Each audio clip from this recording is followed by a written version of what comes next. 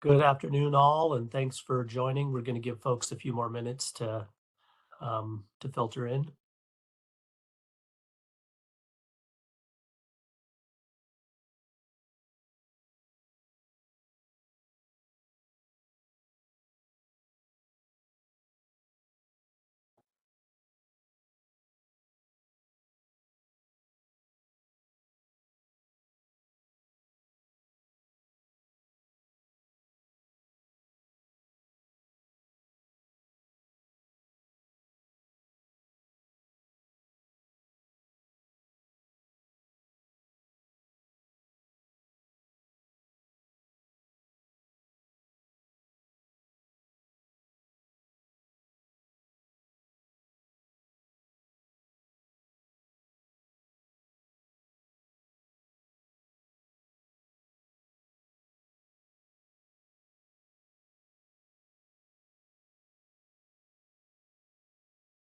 Welcome, Lainey. Welcome, David. Chris, good to see you here. See Charity is here. Bob Kaplan, thanks for joining. And I got your message that you'll need to leave early today. So we will get to that section that you brought up before you have to leave us. So thanks for that heads up. And welcome, Anne. Welcome, Adam.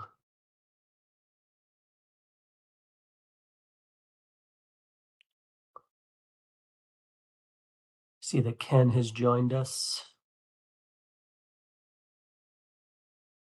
And we'll give people just about one more minute and then we can kick this off.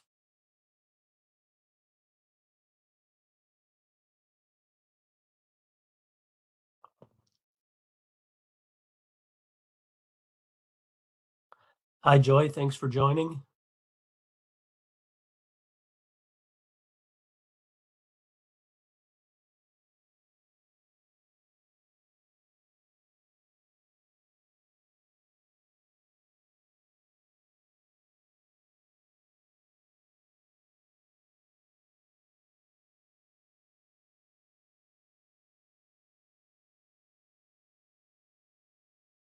Hi, Sam. Welcome. All right. I think we've got a good critical mass here and we will kick things off. So welcome to our fourth meetings of the Building Efficiency, Electrification, and Distributed Energy Resources Policy Working Group. We appreciate the time that everyone's put into this process. We appreciate the more than 300 sticky notes that you have all contributed to our previous process and our online note boards. And today's when we get to really work on some of the good stuff and look at some draft policy actions and hopefully get those lined up in a way that we're all feeling good about. So I think with that, welcome. Mark, Paul, I see you've joined us. Thank you.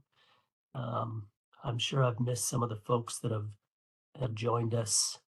But I'd like to pass it over to Ruchi to move us through a few of our introductory slides and get us set for a good discussion today. Thanks, Rob. Hi, everyone. My name is Ruchi Sudhir. I'm Associate Director at Oregon Department of Energy. Next slide, please. So you've probably seen this before, but we just have to remind you of our mission. It's to help Oregonians make informed decisions and maintain a resilient and affordable energy system and to advance solutions to shape an equitable clean energy transition, protect the environment and public health, and responsibly balance energy needs and impacts for current and future generations. And this work that you're all doing in this policy working group, we think advances this mission. So thank you for being here. Next slide, please. Today we're using WebEx. Hopefully you've all become acquainted with it, but just as a reminder, members of the policy working group here are panelists, and as panelists, you should be able to see controls at the bottom of your screen where you can mute or unmute yourself or turn your camera on or off and raise your hand when you have a question, or you can also type it in the chat. If you're seeing some of that functionality not happening for you, please let us know so that we can fix that. We also have some members of the public that are able to listen in as attendees. So they won't be able to participate in the discussion or chat today, but we do have a public comment portal on our webpage where, the members of the public, folks listening in, are able to react to what they're hearing and provide comment. Next slide, please. So I'm going to go through, as Rob said, a few kind of process, purpose, reminder type of slides. And as we go through those slides, you're welcome to add any kind of clarifying questions that come to mind in the chat. We just want to, remind everyone what we're doing here, why we're here, how we're working together so that we're aligned. We have a lot of discussion-based agenda items today, so wanted to remind the group that we're asking everyone to follow group agreements for how we interact together. We really want to hear everyone's perspective, and we want people to feel comfortable sharing their perspective, and I'm here to sort of help facilitate that conversation. And these are really just agreements to encourage active discourse we've had in previous meetings too, but to call out some reminders that, we all have different experiences and perspectives and expertise, and sometimes that leads to differences on how we see solutions or barriers in different energy related work that we all do. So we want to create a space that, provides a forum to offer perspectives and really encourage you to seek to try to understand where people are coming from in those perspectives and offer any differing perspectives in a respectful way. Another sort of note here is to think about speaking time, just to sort of step back and let others contribute if you notice yourself talking a lot. And if you're not speaking and you want to say something, we encourage you to be brave and raise your hand and speak up because your perspective matters. And you'll notice when Rob goes through the agenda, there's a round robin at the end. So even if you've been quiet throughout the meeting, just like already going to say that we're going to check in with you to see what your reflections are, even if you have nothing to say earlier in the meeting. Okay, next slide, please. This is the next slide should be the working group roster, which is a reminder of who's in this group, and a big thank you for all of you who are participating in this working group. We've also asked people who haven't been able to join a meeting to let us know and designate an alternate who might be covering for them. And so I just wanted to pause and see if there is somebody here who might be on the line covering for someone who's listed here. If you could let us know in the chat, or if you're not able to chat because you're a member of the public, if you want to send maybe Josh an email, and we can make sure that you're able to participate in the conversation. And maybe Josh, if they don't have your email address, I can see they can. Well, if they if you're a member of the public and you're covering for someone and you can't access the chat, we could have you email Josh, and maybe Josh or someone can put their email address in the chat video. Okay, we're going to do a quick round of introductions on the next slide, please. Oh, thanks, Mary, for sharing that you're covering for Kelly. And the email address, by the way, is Joshua Price at energy.oregon.gov. Okay, so in the chat, we're going to do a few introductions. I know we've done this a few different times. We have a fun prompter to remind us that we're all human, as well as doing all this work together. So I'll give you a couple of minutes of awkward silence to add your name, affiliation, and something that you're looking forward to this summer.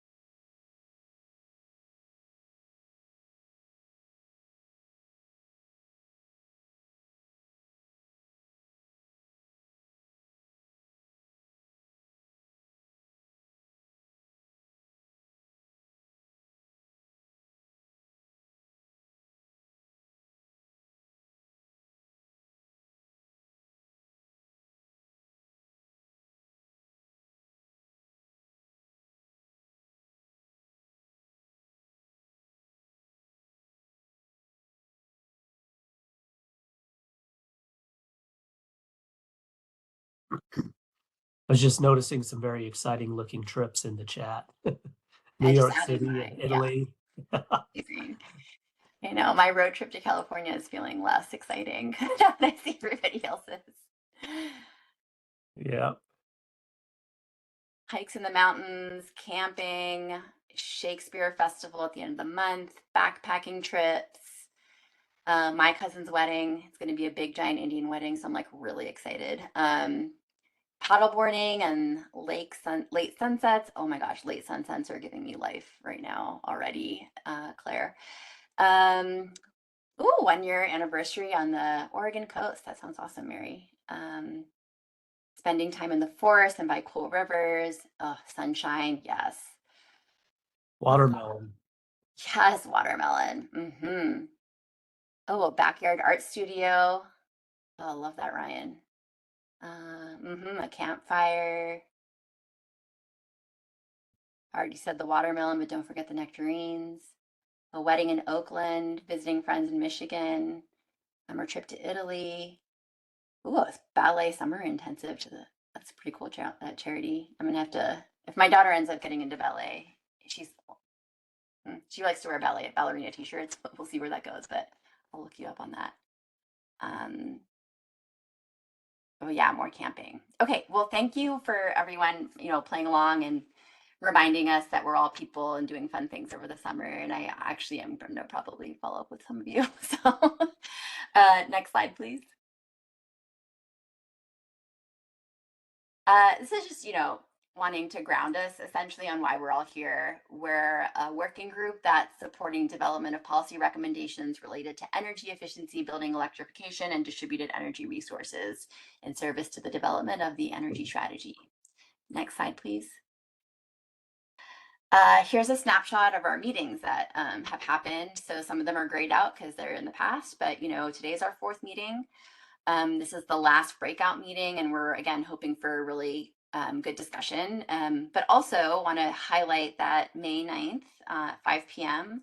later this week is where we're really looking for written comments to be furthered. So think of this conversation as like maybe a tee up, or like maybe you got to the surface or heard some perspectives, but you want to have some more details. We really, really want those in our comment portal by May 9th. And that's really like a big milestone for the team internally to take in all that input. And that's not going to be the last time for comment, but they're going to pull something together for sharing later in terms of a draft. And then there'll be another opportunity for comment, but really want to get that, this is the time to surface all the ideas and all the details. And so really want that by Friday and today, and taking notes today, of course. And then there'll be a plenary session and report out from all the working groups on May 21st. Okay, next slide, please. Here's today's meeting objectives. So there's been some policy recommendation and action development. There's also going to be some sharing of insights from the complementary analysis. You've probably heard of the energy wallet to sort of inform this work, and then really discuss and evaluate draft policy actions. I'm going to pass it to Rob on the next slide to actually go through the agenda. Thank you, Ruchi. So yeah, we've had quite a path to get to where we are, and today's meeting is going to hopefully be a really excellent kind of cap on all the work that we've already done. So as Ruchi mentioned just a moment ago, what we're going to do next is review some of the key findings from complementary analysis and have just a very brief kind of history lesson from where we started back in January. And I want to bring up that the complementary analysis that we're going to be looking at includes some additional modeling that's gone on, and some of you were present. I think most of you may have taken in the complementary analysis presentation. But we also have some additional analysis that we've gotten from Lawrence Berkeley National Lab. And I don't have a separate slide for what they've done, but they have contributed some really excellent research for us around data centers, gas and electric utility coordinated planning, performance-based regulation of electric utilities, and also some some kind of best practices for reaching disadvantaged communities and some of what's gone on in California on that front. So I just wanted to acknowledge that that work has been done. I think we will find a way to share that work in the coming days or weeks, but I wanted to acknowledge that that work is been done and acknowledge that the labs have been a nice help for us. So once we get through the complementary analysis, we will start right in on our discussion of draft policy actions. And we'll have a closer look at what that process will look like in a minute. Then if we're getting good content, everyone will have earned a break. After the break, we will essentially do the same draft policy building actions for a few other sectors that we've all been very familiar with in the last few months, with improving residential buildings, commercial and industrial buildings, distributed energy resources. Finally, we will have some closing thoughts and a round robin to make sure that everybody has a chance to share. And we'll see how the time looks. I think that we've got enough time to do everything that we're hoping to do. But if we end up with a lot of extra time, I actually built in a few little bonus items that we can talk about. And so we'll see where we are, how we're all feeling after we've gotten through some very detailed policy discussions. So next slide, please.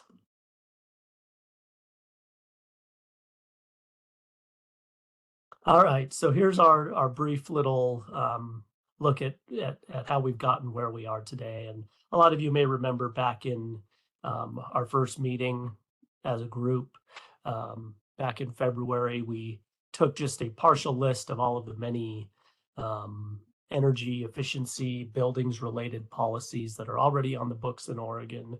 And I think that now that we've gotten to where we are today, we see that a lot of these policies are actually ones that we are either tinkering with or acknowledging work that's going on in bills this session.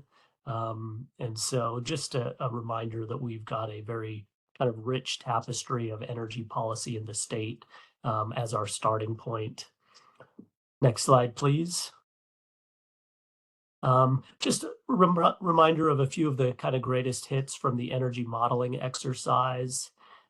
This slide reminds us that as a group, we're tackling one of those items that really brings the best bang for the buck of all of the actions that are going on in Oregon around our future energy infrastructure and systems.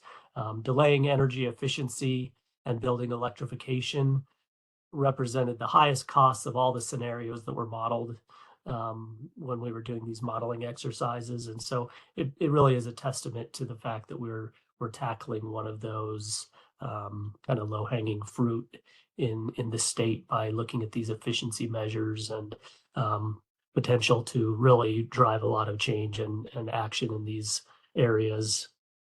Next slide, please.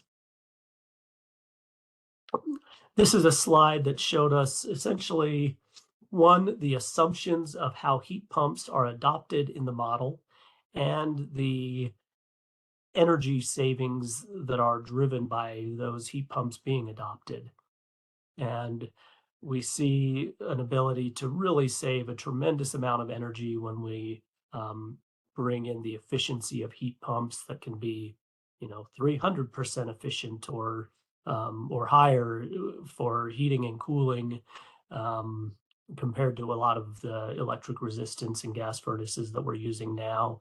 And so I want folks to keep this one in mind, these energy savings, because in the next couple slides, we're going to look at one of the complementary analysis that took a closer look at heat pumps and what they do kind of at the household level.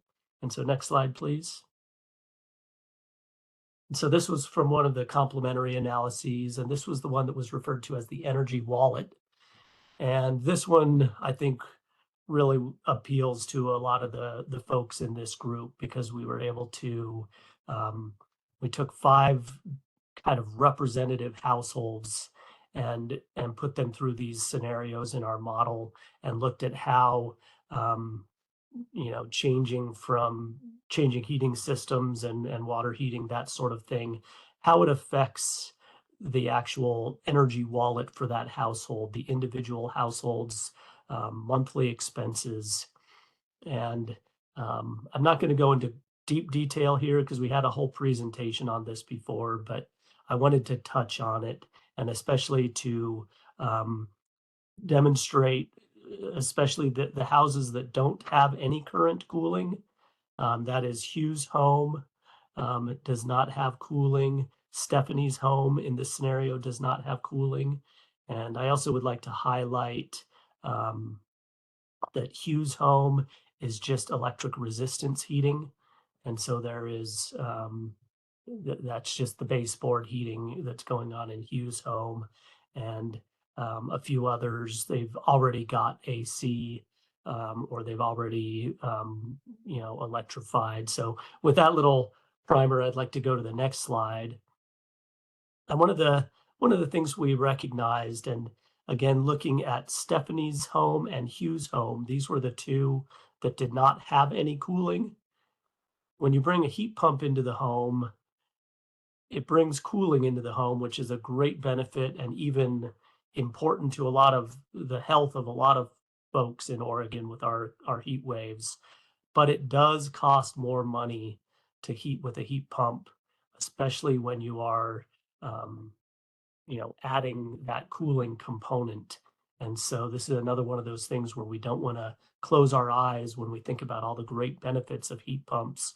We have to recognize that for many households, it will bring additional monthly cost, especially in summer months when they're taking advantage of that cooling. And I think that for a lot of folks, that's a price they're willing to pay, and we just hope that it's not a shock or a surprise for homeowners or households when they go into heat pumps and see that in some cases their rates will increase, and in plenty of cases their rates will go down. Like if you were electric resistance heating and you go to a heat pump, your rates actually go down. But I just wanted to highlight that as one of the key takeaways of the energy wallet.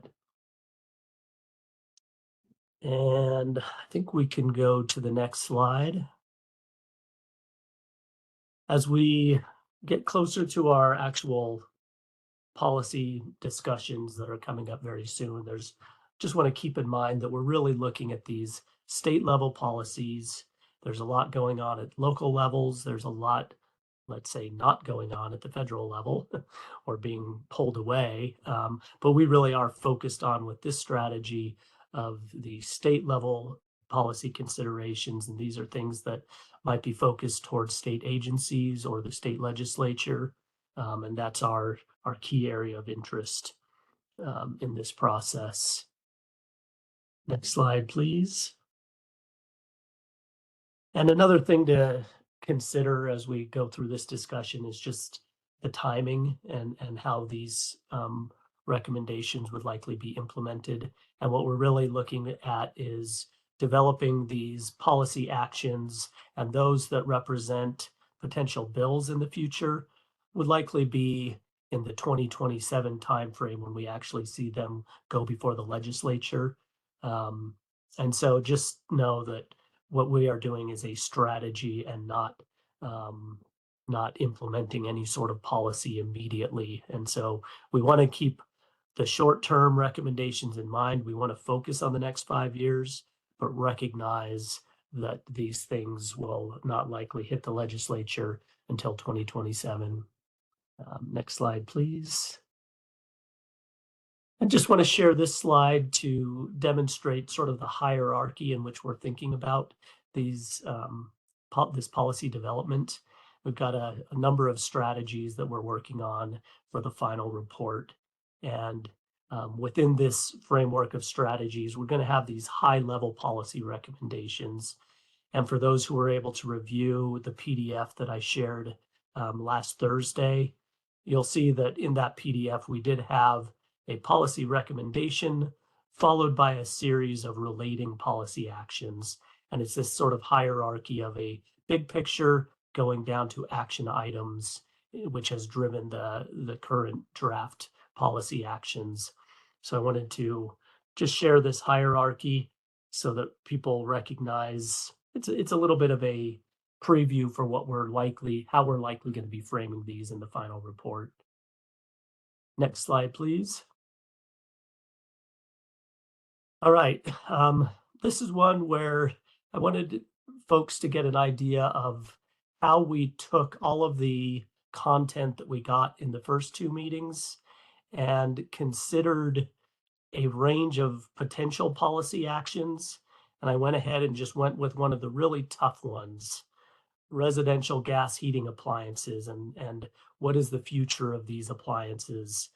It's one of our, it's a very tough question. And we got comments that ranged the full gamut from, no new gas to recognizing that gas systems, and when they are present as hybrid systems with heat pump, actually have the potential to add some resilience to the system. And so with all of these comments in mind, we recognize that on one end of the spectrum, it could be an all-out ban of gas, space, and water heating equipment. And we've seen that in Washington and in California. It's resulted in a lot of sticky litigation and ballot measures and lawsuits and things. And then on the very far end of the spectrum in the other way is to say, no policy action is needed. And this was sort of the space in which we've been evaluating all of the comments for all of the policy actions. And I just wanted folks to recognize that there's a range of activities that could be going on, and that we tried to draft our initial policy actions in a way that that made sense and gave us a good starting point for a discussion. So next slide, please. I think I will kick it back over to Ruchi for a guide through our process here. Yeah, thanks, Rob. So we're using the rest of the time really for discussion, and here's how we're planning to do that. We might not get through everything. There's a lot of policy actions that we could discuss. And so we're trying to think through, like for today, based on what we've heard from the group so far and what Rob synthesized here, to float what we could spend more time discussing. Trying to identify essentially items that we would really benefit with further discussion, and like you all hearing from each other a bit more to maybe inform how you comment or what you want to say. So basically, after I explain the process that we're going to use to sort of pick numbers to help figure this out, Rob's going to actually walk through the policy actions so that you understand them before you pick a number. And that's a place where you can ask clarifying questions. Like, we want to make sure you understand like what a word means, or what the meaning is, so that you can score it accordingly as to whether we spend more time on it or not for discussion.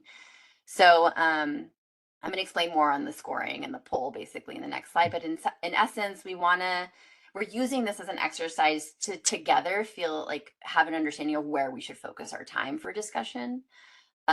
Or if you have other ideas that you're not seeing that you want to share. And so then we're going to use that to sort of allocate our time together.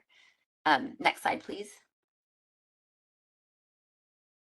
Okay, so this is a preview of what the poll will look like. You might have heard of a fist to 5 exercise, fist to 5. So for each item, you're going to be asked to assign it a number from 0 to 5. And the numbering system is basically 0, this idea doesn't work for me, we should discuss. 1, I see major issues with this idea and we should discuss. 2 is I see minor issues with this idea and we should discuss. 3 is I see minor issues, but I can address that in comments more easily, in written comments. I know what I'm going to say, I don't need to talk about it. 4 is I don't have any, concerns or issues that I want to discuss today. Or 5 is I like this idea as drafted. And so we're going to do some quick math and see what people say. And we're going to try to allocate time to prioritize discussion on the ones that receive a score of a lot of people are putting in 0s, 1s, and 2s, basically. And so think about that as we go through these, and Rob's going to walk through to make sure you understand, and then think about what number you're going to want to put in, and maybe there's something you want to clarify before making that judgment. And so that's the purpose of really Rob and Stephanie later walking through all of these.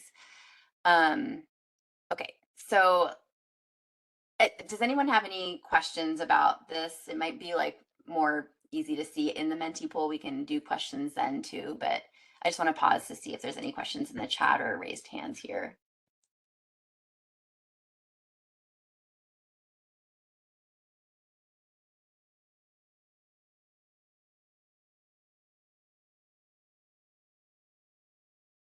Okay, I'm not seeing any questions in the chat or raised hands.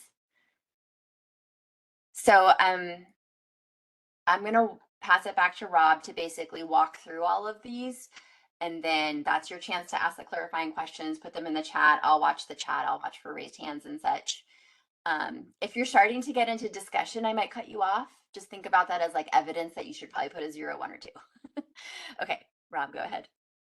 Yeah, and I'm actually going to be just brief here in introducing this next section. Stephanie is going to walk us through the first few policy actions. And again, you'll see a high-level action, which is shown on its own, and then that will be followed by specific policy actions. And again, if you had a chance to review the PDF that we shared on Thursday, it's all that exact same content. One question, Ruchi, I think that we've seen some people use their phones for the Menti, and some people use their computers. And is it either one works fine? Is that right? Yeah, notice either one works fine. Some people actually Okay. prefer the phone, so they have the screen up and then they pull it up on their phone at the same time. So Yeah. Okay. Well, I'm gonna pass it off to Stephanie, who can speak to some of these building energy efficiency and electrification measures a lot better than I can. So, Stephanie, would you like to take over? Yeah, thanks, Rob. So the first policy recommendation, and these are kind of the big picture, like broad statements. So as Rob mentioned, they're not like specific, actionable, measurable. These are like the broad goals. And then we'll kind of dig into the next layer down in just a moment. The first one is to reduce the carbon intensity of residential and small commercial buildings while maintaining affordability and energy system resilience. And so this is kind of a synthesis of some of those barrier and problem statements that we put together.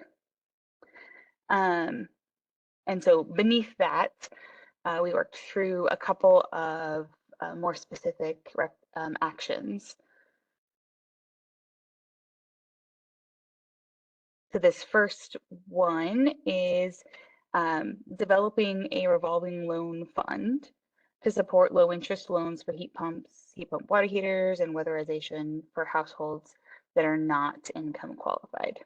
And this is kind of in response to the collection of sticky notes here and our discussions that we had in other meetings.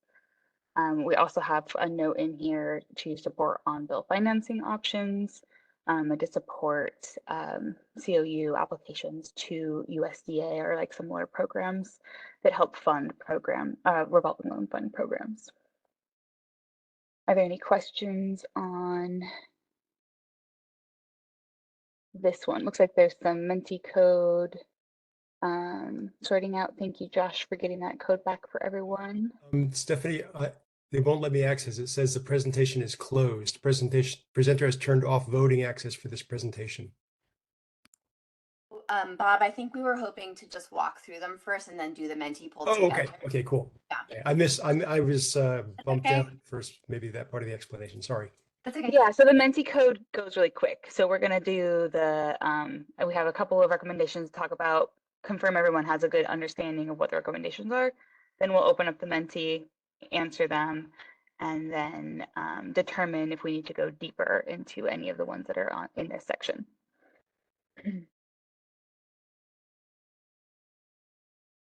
Answer your question, Bob? No, I have a question about this specific recommendation. Great, go for it. Yeah. So low interest loans, everybody loves low interest loans, but what's more important for affordability is the term of the loan, 5 versus 10 years. Because so I'd like to clarify or understand whether this is only talking about the interest rate or also the term, because some of the yellow stickies talk about 10 years, and I think that's much more important. Thank you for that additional comment to add in here. These are all, of course, still in draft phase, so that type of feedback is important and helpful. Mhm.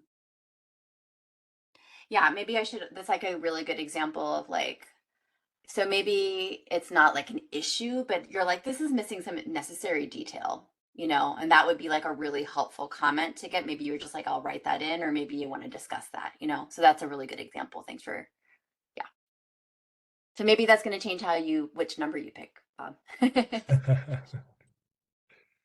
Yeah, you'll see this one again. This will be the first one we tackle in the Menti, and so that will give you a chance to vote your thoughts here. So, And for the record, you can put comments in the chat. You can raise them up and say them out loud here in this meeting, and you can also drop them in the comment portal, whatever works best for you. We're recording and receiving feedback in all of those ways. All right, the next policy action that we have is kind of a multi-parter to establish an alternate pathway for compliance in residential building code that would require increased envelope efficiency measures if electric resistance or natural gas is used for primary space or water heating systems. And so this is, Rob gave a really good explanation earlier about the kind of when we get a wide spread of comments, where do we land on a recommendation for policy? This is where we landed as a draft recommendation in the space, not to outright disallow new natural gas in code, but to require a higher level of efficiency for the building that is going to be primary natural gas or primary electric resistance. Either one is a not ideal solution for a low carbon future. So this is kind of a middle pathway for how we might address that in policy action.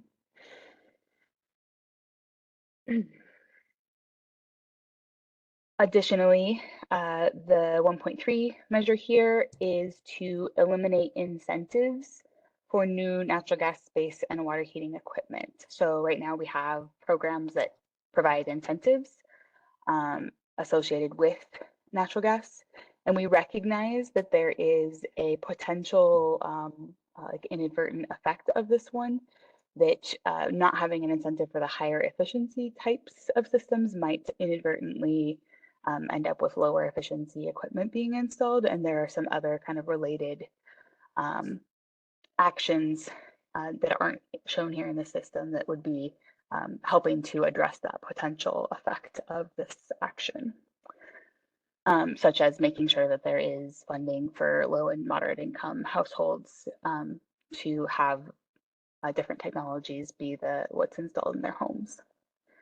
And then the last one, review and advance state equipment efficiency standards for primary space and water heating systems. And this would be like an ongoing action that's required a regular review and update, which is something that happens, but maybe not on a consistent basis. So there's maybe room in this one for recommendations as to how frequently that should happen. Right now, there's limitations on what the state can do with respect to federal standards. So there's kind of space within this one, but we didn't get super in the weeds on the recommendation. and Stephanie, David Heslem has his hand up. Oh, thank you for drawing my attention to that. I did not catch that. David, you want to jump in? Yeah, I just wanted to ask about on the 1.2, establishing an alternate pathway wouldn't make it a requirement. Like the regular pathway would still be there. So I'm just wondering what establishing an alternate pathway would be accomplishing. I guess it's kind of put in the wrong order for it to make the most sense. So maybe that's a good comment for us to consider reworking this. So establishing a pathway where if natural gas or efficiency is the primary heat source, then the residential building code would require increased envelope efficiency. Does that make more sense? Yeah, then that would be sort of your base case for the, because there's also other alternate pathways. Yeah, I would Yeah, agree to the and alternate other way would pathway be a heat pump. terminology. Yeah. Yeah. So having multiple pathways to compliance, one of which is if natural gas or electric resistance is primary heating source, then we'd have this track that you're on. If instead they chose for a heat pump, they would be on a different track that's optimized for a heat pump. Right. And there are multiple ways to get there that are more or less complicated in the code world. So this one would deserve a lot more conversation. Like Washington accomplished this basically by having a whole points-based system that you could choose from, and then allotting points for low carbon emitting technology. So anyway, that the details of how what might be better would be to, at a policy level, establish what the goal you want to get out of the code is, and then not have it be prescriptive about how the code actually achieves that. So David, I think this is a reason to put a 0, 1, or 2 on this one, so we can like facilitate a conversation, because I see what you're saying. And I think the clarifying question on the if then is helpful too, for like understanding.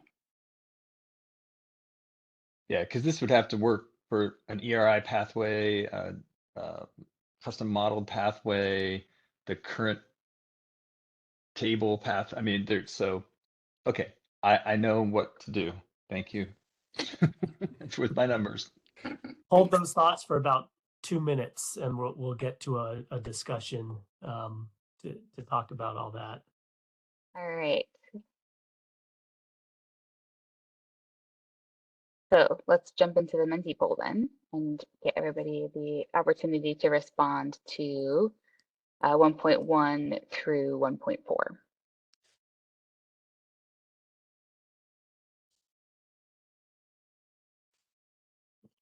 So you're able to see the sort of live voting of picking of numbers and such. And we were going to give folks 30 seconds basically to pick your number. So I don't know.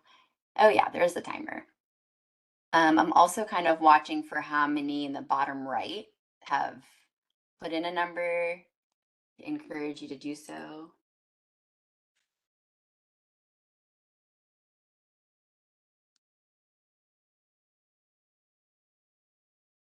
I see 9 so far. There's about 10 seconds left to pick a number.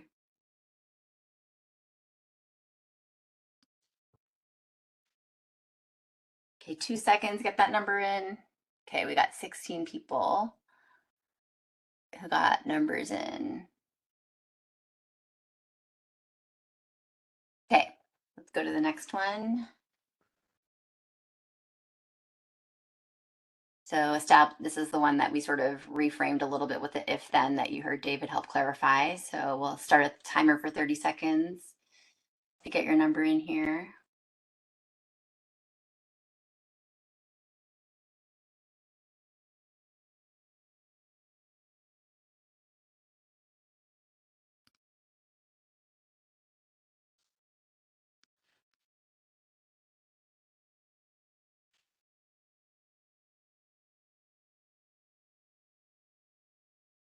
Okay, 7 seconds to pick a number here.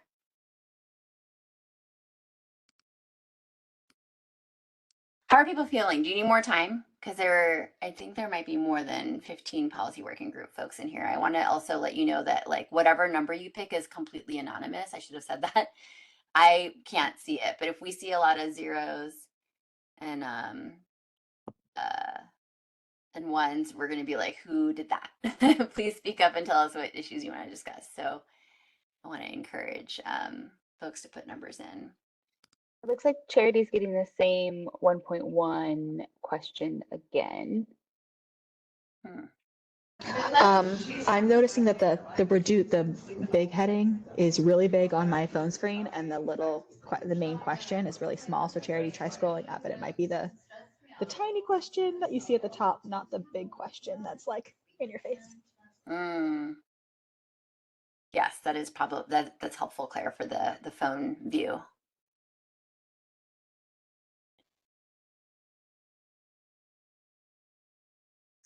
Charity, did you get a chance to add a number for this alternate pathway one?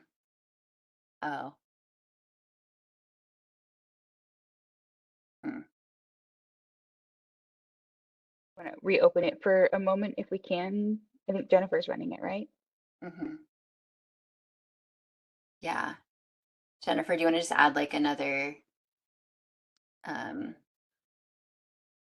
few seconds here? I don't know what the options are.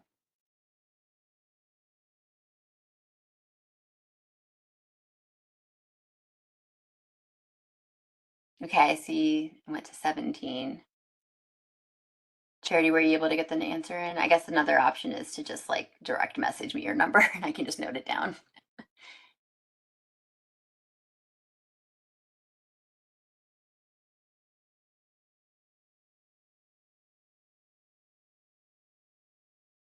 Okay, I'm gonna, Charity, if you want to just message me your number, I can note it down and we'll go to the next one just in case yours didn't get in there. Okay, this is the eliminate incentives for gas, space, and water heating equipment.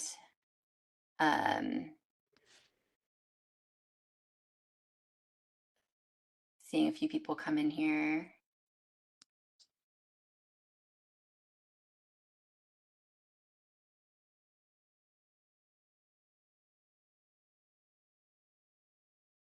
See, 14 people so far. 15 seconds left to add a number here if you'd like.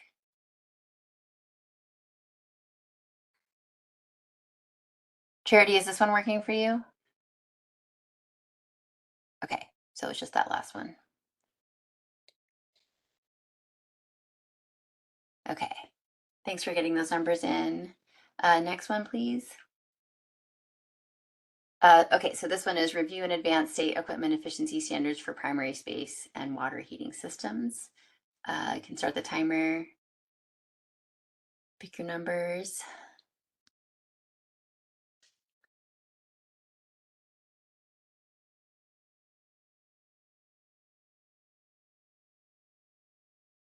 Okay, I see 8 people. You have about 10 seconds left to pick a number here.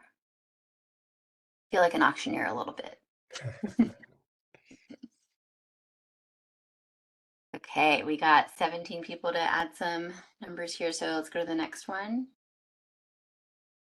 Okay, transition existing heat pump incentive programs. You know what? Oh, yeah. Richie, Actually, this we're one is- stopping, right? Yeah, we're gonna pause for a moment and go Mhm. back to that first broad policy action. So this is a preview of what we'll get to in just a moment. Yeah, sorry about that. We're trying to kind of like bulk these up for discussion. Yeah, and so what we'd like to do now is go back to the slides.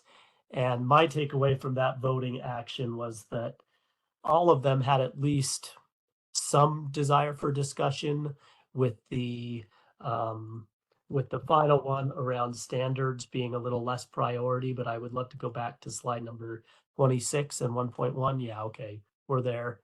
And maybe Stephanie, if you want to kick off the discussion. Yeah, so I know we had a note that term is important on the low interest loans as a request to add a longer term, specifically as part of the approach for this action. Were there other comments that people wanted to add to the discussion here, either verbally or in the chat? Joy has her hand up. Go ahead, Joy. Hey, thank you. I just had a brief question about logistically with these loans. Speaking out of experience, families who are over the income limitations for these programs, will there be any safeguards for households trying to access these loans who don't have the greatest credit? But I'm talking like they lost their job and they have payments that they missed a year, 2 years back down the line. because they'll still want to access these programs and they're still struggling. I mean, middle class is non-existent at some areas. So they're still struggling to try to make ends meet. And so these would be good things for them to access. But if they're over income,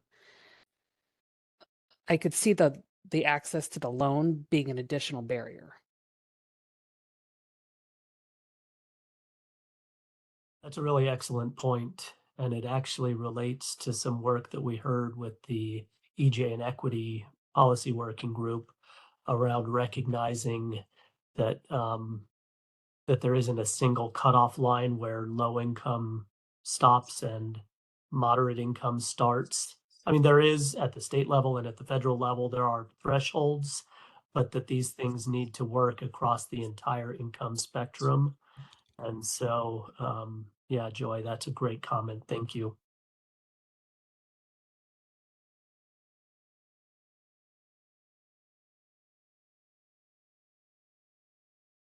And I think we had Charity's hand up.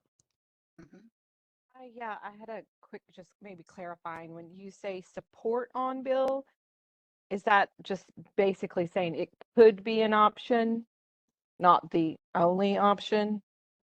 I'm asking because we took over the on-bill loan program that Inhabit had, and that program found that for a lot of people, they really did not want on-bill. So there's assumptions that built into that, I find. For some people, an on-bill was a good choice, but many people really didn't want that tied to their bills. Yeah, I think that this is aiming at kind of multiple prong approach where the main recommendation is to have a like a statewide fund or program, and then additionally to support utility on-bill financing options. An example of that is the USDA. It's called the RESP program.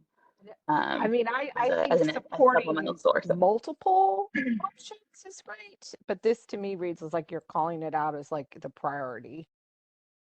And just my experience of managing that on-bill loan program, I wouldn't want it to be the only option, I guess. So in terms of like the phrase here around support on bill financing options, it's sort of like maybe a little bit of detail is necessary. Is that what I'm hearing? Like maybe that's just like one option that could be on a menu, but it shouldn't be called out as like the only option. And is that kind of what I'm hearing on that one, Charity? Yes, that's what I my from our experience, yes. Like it seems like calling it out as is just giving it a level of priority, because there Mm-hmm. would be multiple different ways to do the bill processing. Mm-hmm. I just know a lot of people didn't want that. Mm-hmm. Mm-hmm. Okay, Maybe that's it helpful. says support on-bill and off-bill financing options, or support multiple financing options, including on-bill, something like that. Mm-hmm. Yeah, I think that's a better personally. Mm-hmm, mm-hmm. That's really helpful. Thank you, Charity, for naming that. I also wanted to uplift Bob's question about why we exclude low income households and kind of ask for my own memory too. Stephanie, is it that like there was a discussion on just focusing? So in the sort of reality of constrained revenue, where should we focus that more grant style program where there might be less uptake for a loan program, whether it's because there's discomfort in applying for a loan or risk on the loan provider itself and repayment? So sort of, am I remembering that right? Or do you want to answer Bob's question? Yeah, so the ideal solution in low income scenarios is to not actually end up having that household bear the cost, the capital cost, rather than having them take out a loan in order to finance it.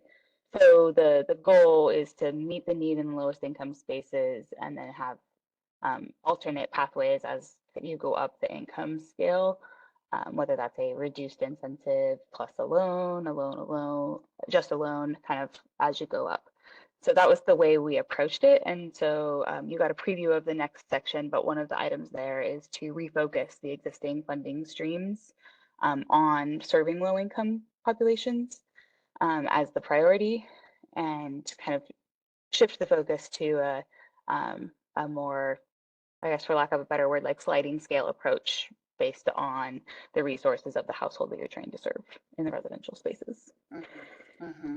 I see a couple of hands up. I also just want to verbalize the chat for anyone who's like kind of just listening, which is David mentions the Massachusetts Mass Saves program that offers 0% interest rate loans for equipment purchases. The state offers the interest buy down and a loan loss reserve for participating lenders, which are primarily credit unions, and that program works really well. And there was a follow-up that the Mass loans are 0 interest and the term is 7 years. And then Paul mentioned that having multifamily should be explicitly named in policy language as an important challenging piece of the puzzle. As drafted, it might be overlooked. And Charity, I think when I was talking earlier, talked about how low-income households should not be asked to take out loans. And then I think I saw a hand from Bob.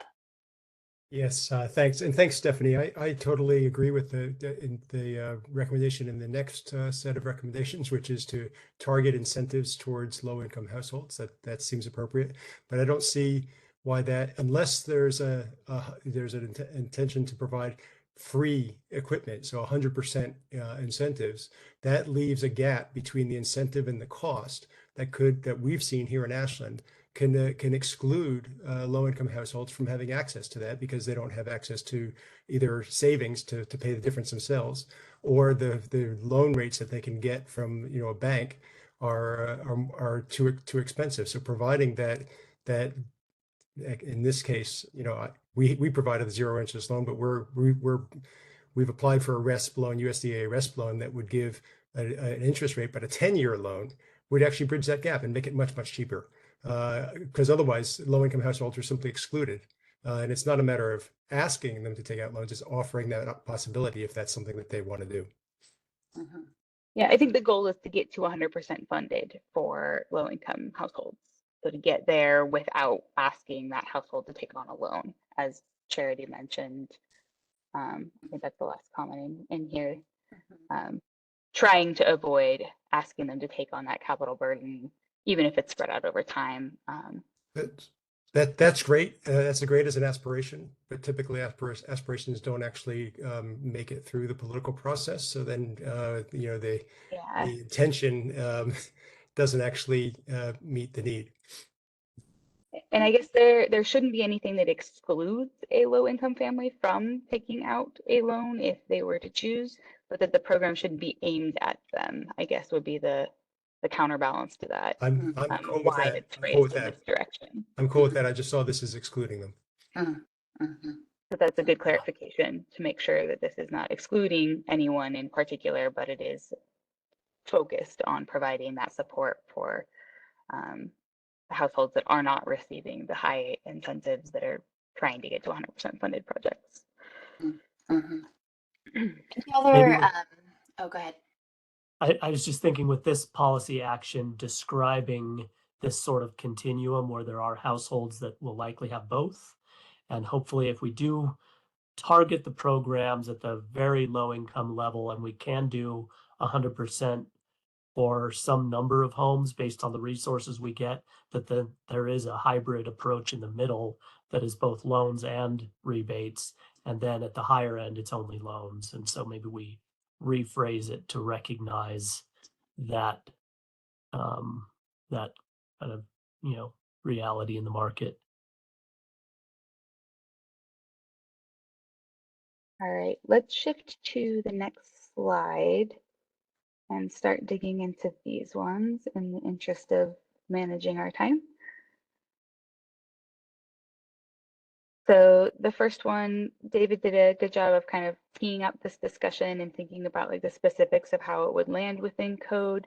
I'm going to, I guess, ask that the group not get too lost in the weeds of how it would work within our existing code framework, but like how can we shift this draft policy to clearly identify the pathway that we would like to have our codes and standards process. What's the goal to state here that they can then take and then work into the process and figure out how it's going to fit in the details within the right space, right? Because the codes and standards development has a very specific public process that it goes through. So what would we want to hand them as the starting point?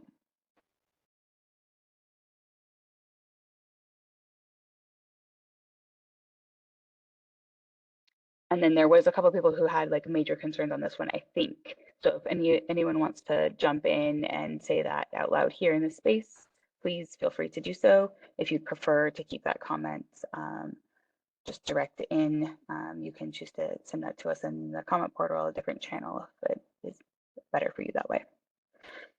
Yeah, this is Alan from Cascade. I think we would have some concerns with code.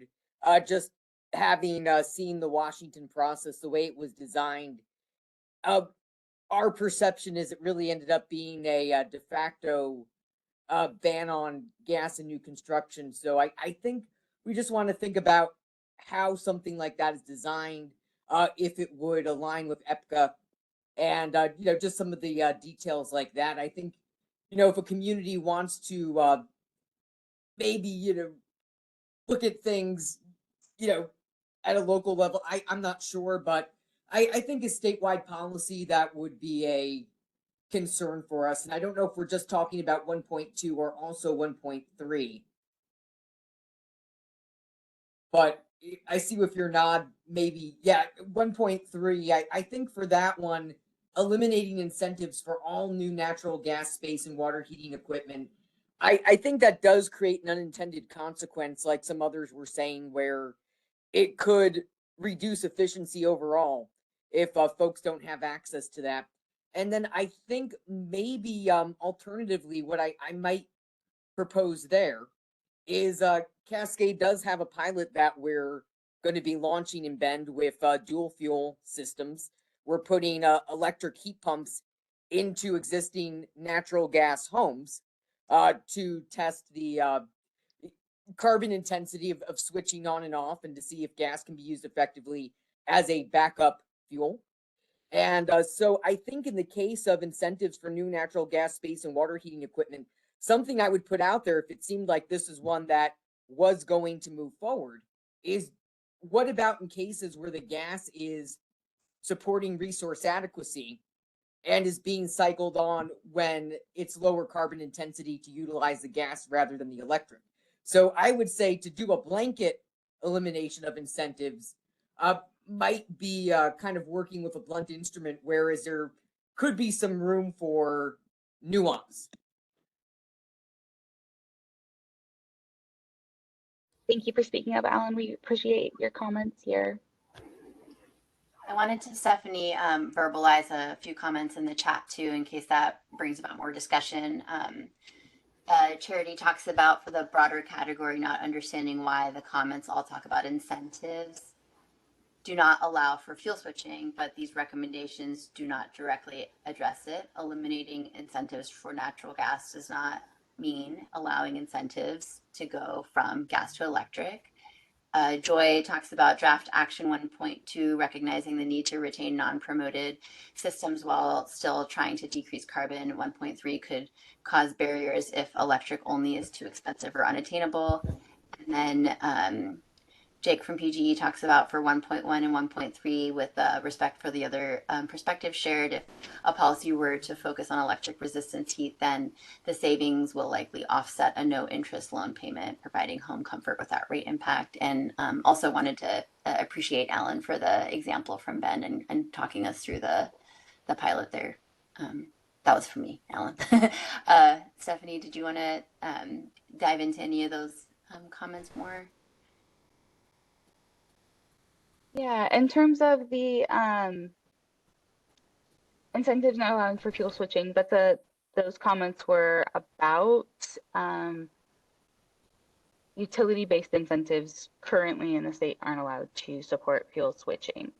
And the policies don't directly address that that we have in this set, but there's kind of a related series of policy actions that are in this set of drafts that look at considering what priorities might be set for the potential for increased revenues going into the public purpose charge dollars for energy efficiency incentives, and this thinking around incentivizing new natural gas. Is that something that we want to continue doing? Is that something that we can figure out how to sift through and readjust those funding sources to better support low-income households, for example? So there's kind of multiple parts here. So it's not directly related, but it is at least kind of in the broader background for how we came to this draft action. And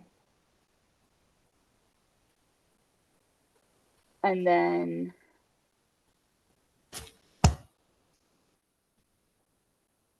there's also a couple of hands up stuff, but if you wanted to talk a little bit more about some. Looking back towards those, and yes, Jake, appreciate the comment on electric resistance. Potentially the savings there will directly be able to offset the cost of an on-bill financed loan, which could be a really good solution for an electric resistance existing household to switch over.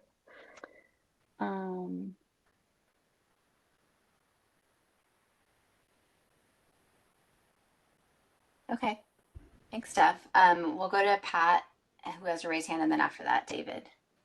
Yes, thank you. This is Pat DeLaQuille, and I just want to follow up on Alan's comment, because I think the important distinction we need to make here is whether we're talking about incentivizing expansion of the existing natural gas system, which I would definitely oppose, and utilizing our gas system in a way that is beneficial to the entire system. And I think the hybrid heat pump example is a good one. There are definitely limitations in duct sizing and other issues that can create difficulties for people switching directly from a gas furnace to a heat pump system. And so those hybrid systems do make sense. They actually will help us, I think, amortize some of the fixed costs in our gas system as we continue to decrease and shrink that gas system in the future. So I think that's an important distinction to make, and I think that whether or not we're, so I guess I made my point. Thanks. Thanks, Pat. And then I think it was David. Thank you. So just following up on the 1.2 section, I wanted to share that, in Washington, it's not de facto all electric now because of what they have done to their code. It's about 10% of the houses, in our experience working up there, are still using gas. So what they've done so far hasn't achieved what I believe was the low cost future of new construction that came from the modeling, which was in this analysis, which was by 2035, all new construction would be all electric. And I also just wanted to point out what I believe I understood from that analysis, that 2035 timeframe does provide maybe the time for these policy actions to evolve and deliver on what 1.2 is talking about here. So in terms of the pressure to get it right first. All that said, I had this as a minor discussion point, not a major discussion point, because I think the overall thrust of it is right. And I think this might even be able to take advantage of, the directive from, what was it, 2 years ago now, that all state agencies have to incorporate consideration of reducing greenhouse gases in their work. And that could be part of how this gets addressed within the building code. Again, if it was given that, yes, the building code division as part of DCBS, has to look at reducing carbon emissions, then you take that into consideration and it leads to creating different pathways. Thanks for that clarification, David.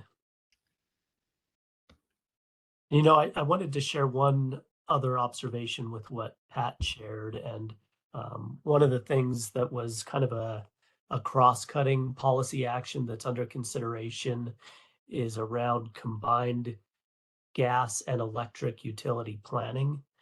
And I think that's, again, a place where these hybrid systems play a role in how the gas system is used in a way that where we're supporting the cost of the infrastructure. And so I really appreciate that you brought up the potential value of the hybrid systems, and when they're being used as the backup heating source, they take that strain off the grid at that peak winter period, when it's coldest, and all the heat pumps are presumably running at a much lower efficiency at that point anyway, much closer to electric resistance if it's 0 degrees compared to, the periods where there's no gas being burned when it's 40 degrees outside. And so, yeah, they are there when you need them, but not running 24/7, so that you get a majority of the carbon savings, but have them for backup and resilience. Yeah, thanks for making that connection, Rob.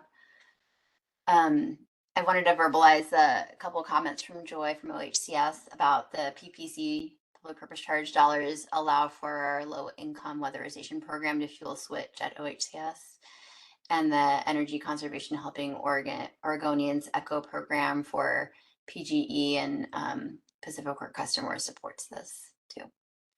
And then for 1.4, Paul is wondering if this group talked about state preemption on local building code standards. Advancing code locally could further the energy strategy if stakeholders can't align on statewide policy.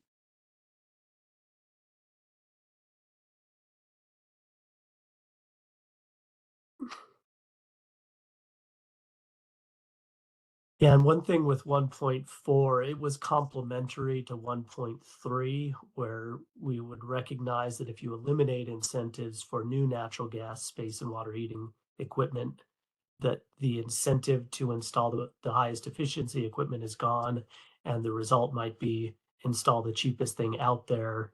And that's where an appliance standard would come in to make sure that the lowest grade equipment is not being installed, that we set a floor for efficiency standards. And it sounds like these still need a little bit of work. And I think Stephanie understands how these interact better than I do, but that was the idea, was that 1.4 was a stopgap for the unintended consequences of 1.3.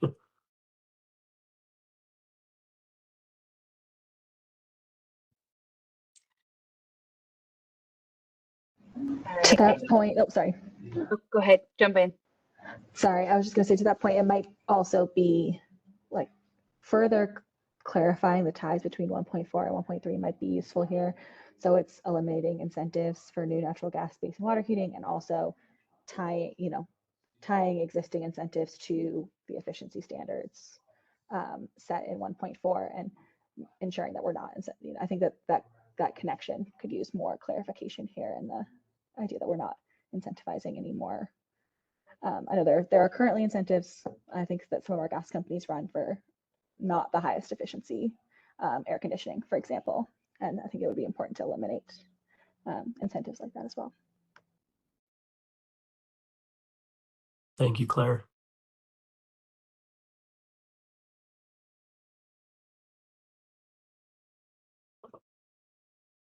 Are there any other kind of areas of detail here? I'm curious, these are, as Rob and Stephanie talked about earlier, these were sort of like a first cut at these for reaction, really. So, are there areas that could benefit from more detail?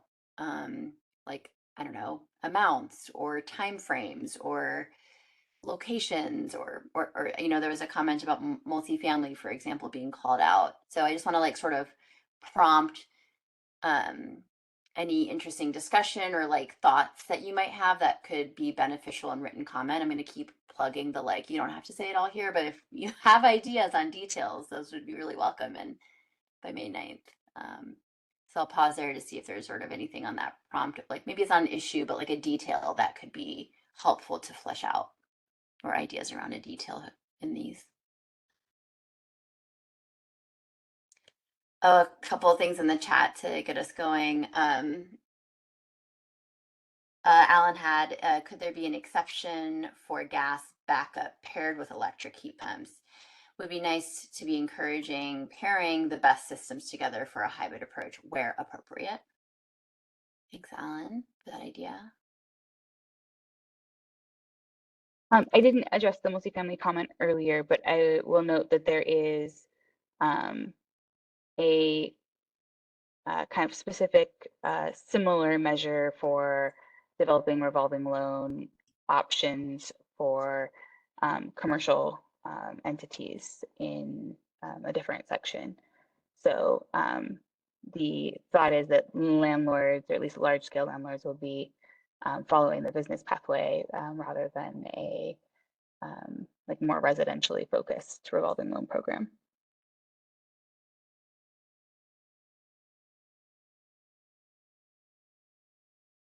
Although there may still be room for a multifamily specific program that was targeted at maintaining affordability in multifamily rental housing. So I don't want to discourage you from suggesting a standalone, but just noting that that was kind of the thinking that we were coming in with, was that they would be treated more as commercial entities and not as residential household entities. Thanks, Stephanie. Sorry, I was just going to chime in because that was my comment from earlier. Paul Hawkins, City of Portland. I totally agree, and I understand. I think multifamily is probably captured here. I think my comment was more around just being explicit and naming it, because it is often forgotten whether it's residential or small commercial or which bucket it fits in, and just didn't really see it written. So just calling that out.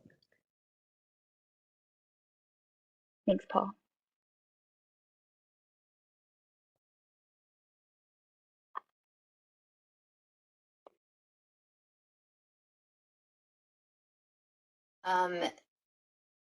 There was a couple more in the chat for 1.3. Would eliminate ability to pursue new gas heat pump technology, which would have a large benefit to reducing gas load and not exacerbate the electric grid. And then Ryan had a +1 on Alan's comment, feels that 1.3 needs to be more specific about what the quote unquote new means, and whether this can be extended to allow support or encourage incentives that were previously going to gas, now funding combined system efficiency opportunities like the heat pump plus gas backup. And then a question from Jonathan, is there a level of efficiency that would override the intent of 1.3? For example, if natural gas heat pumps were to come to market, would the efficiency jump be worth incentivizing for those consumers that still choose to use natural gas? Those are great. Thank you for adding those questions and comments. Does that spark anything, Steph or Rob or others, on like additional details or specificity or intent here? I like the idea that we have a solution forming towards the discussion around fuel switching in the incentive programs, and that the first step could be allowing these hybrid systems where the primary becomes the heat pump and the gas continues to be as a backup. I know I don't know enough about gas heat pumps to be able to speak to that. So yeah, but I do like that there is a kind of a common sense path forming here around that fuel switching discussion, recognizing potential value in the hybrids. Mm-hmm. I see Bob also has his hand up. Go ahead, Bob. Yeah, thanks. I remember going back to recommendation 1.1 about the loan programs. I remember when we were talking about some of the issues, some of the challenges several weeks ago. One was availability of financing for rental households rather than owners because of the split incentive. So I just wanted to call out the possibility of developing loan programs that are along the pay-as-you-save model that are available to renters as well as homeowners, because they go to the utility bill, not necessarily to the owner of the real estate.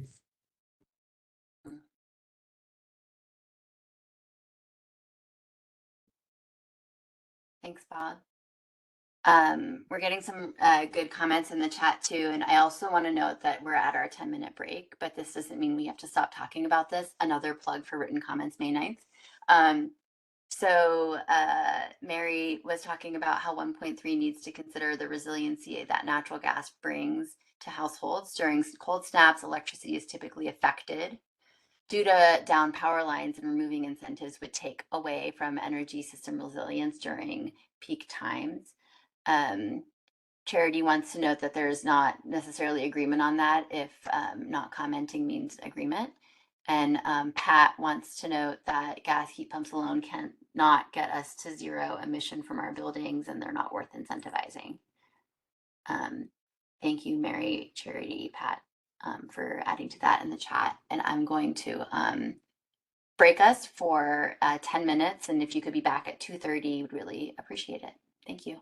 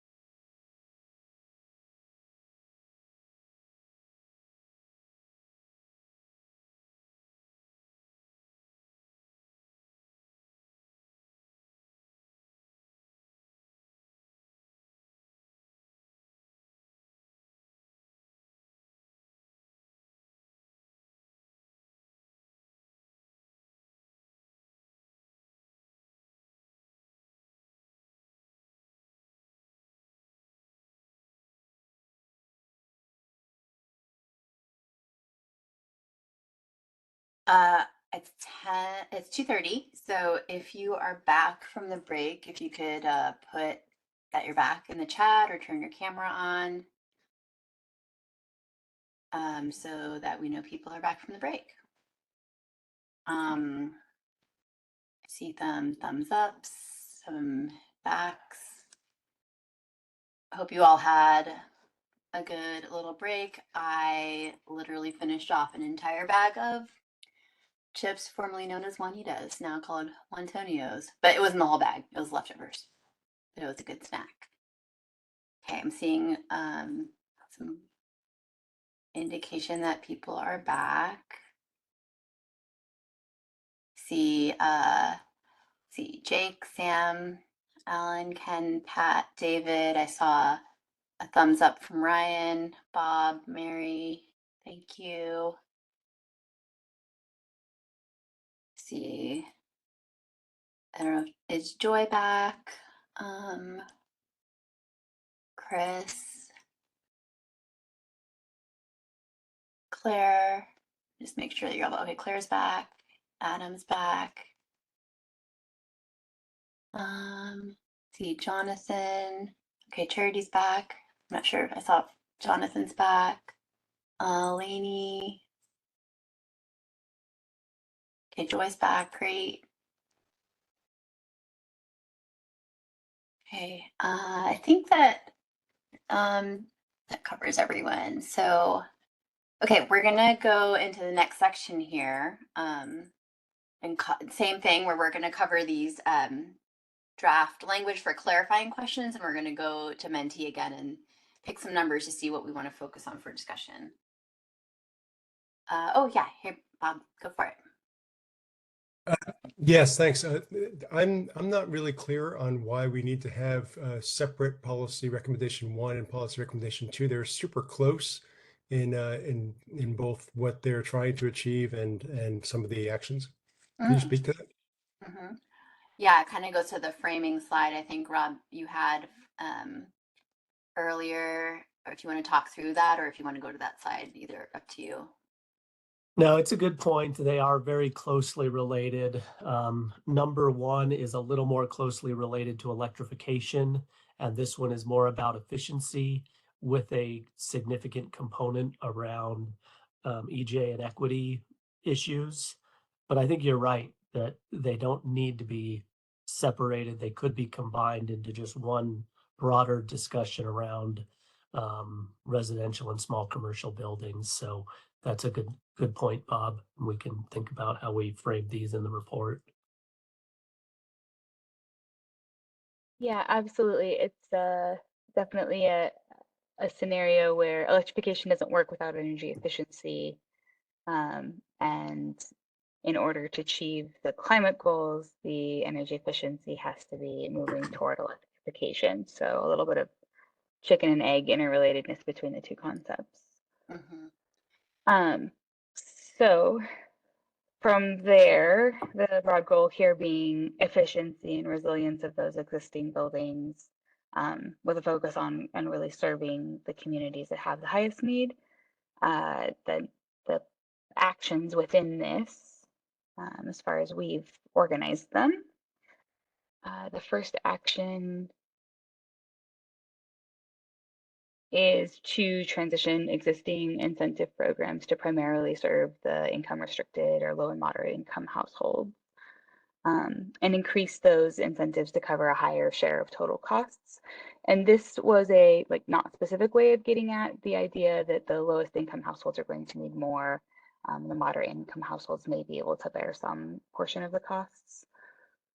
A prioritization of funding for homes that have electric resistance heat or fossil fuel primary heating systems, kind of tying it back into that electrification concept. And then noting here that it may be wise to consider an exception for the incremental cost-based utility programs, that leave those in place as open incentive programs that offer support for any income level. But noting that those should be focused on highly efficient equipment selection.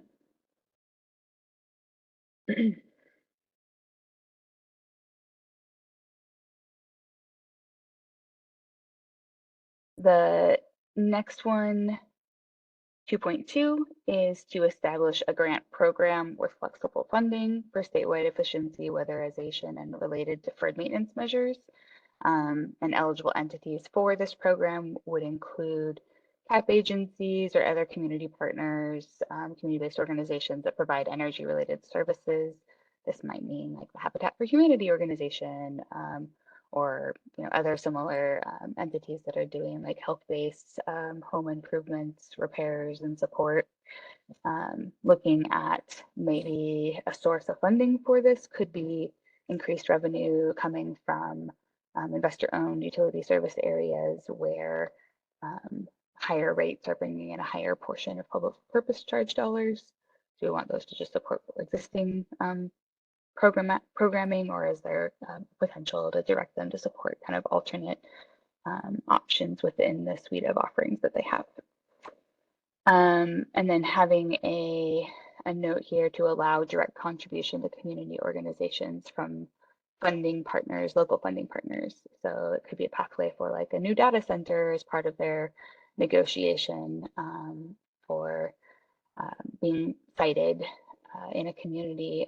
There could be some direct contribution or support to developing energy efficiency in the community to offset the increased energy use that they're bringing. Can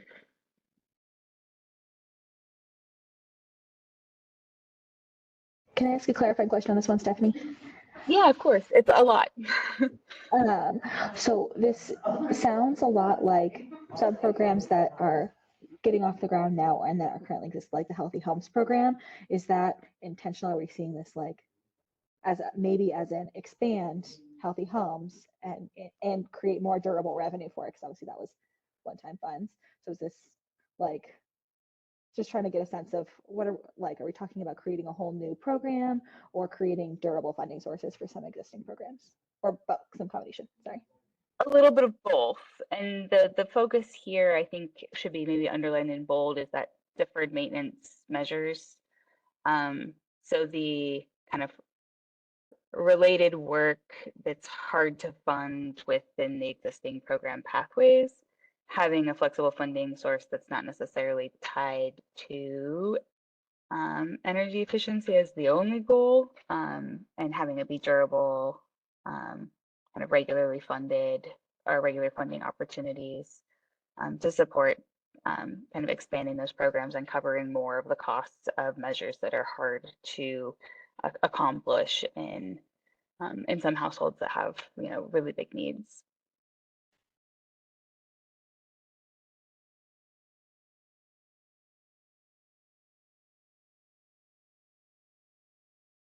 Thanks for that question, Claire. And Charity mentions that CEP loves the deferred maintenance support. Any other clarifying questions on this one before we jump to the mentee?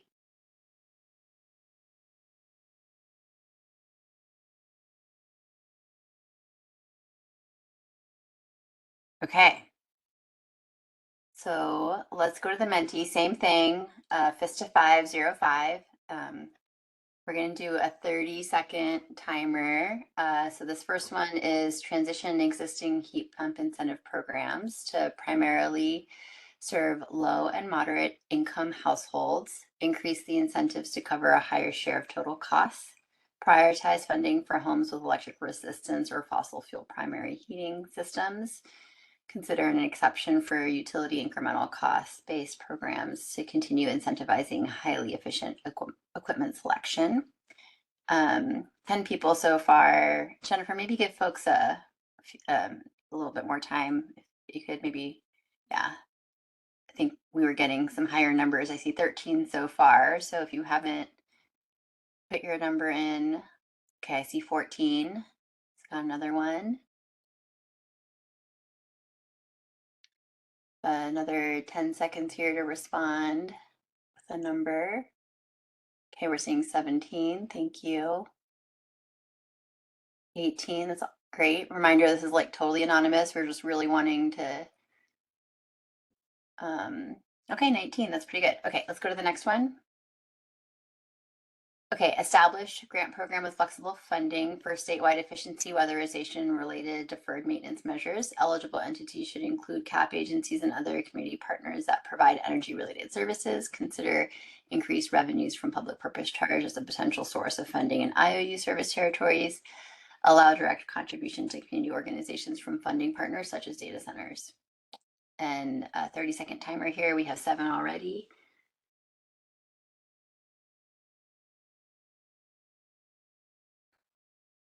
You have about 20 seconds to add a number in if you haven't yet. I see 12 people have.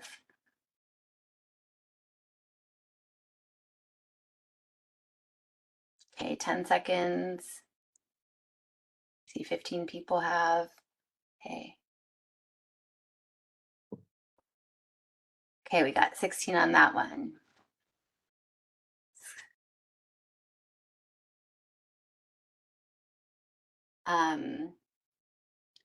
So I think that was the last one, right? So these are the 2. So let's go back to the PowerPoint. Back to slide 30. Mm-hmm.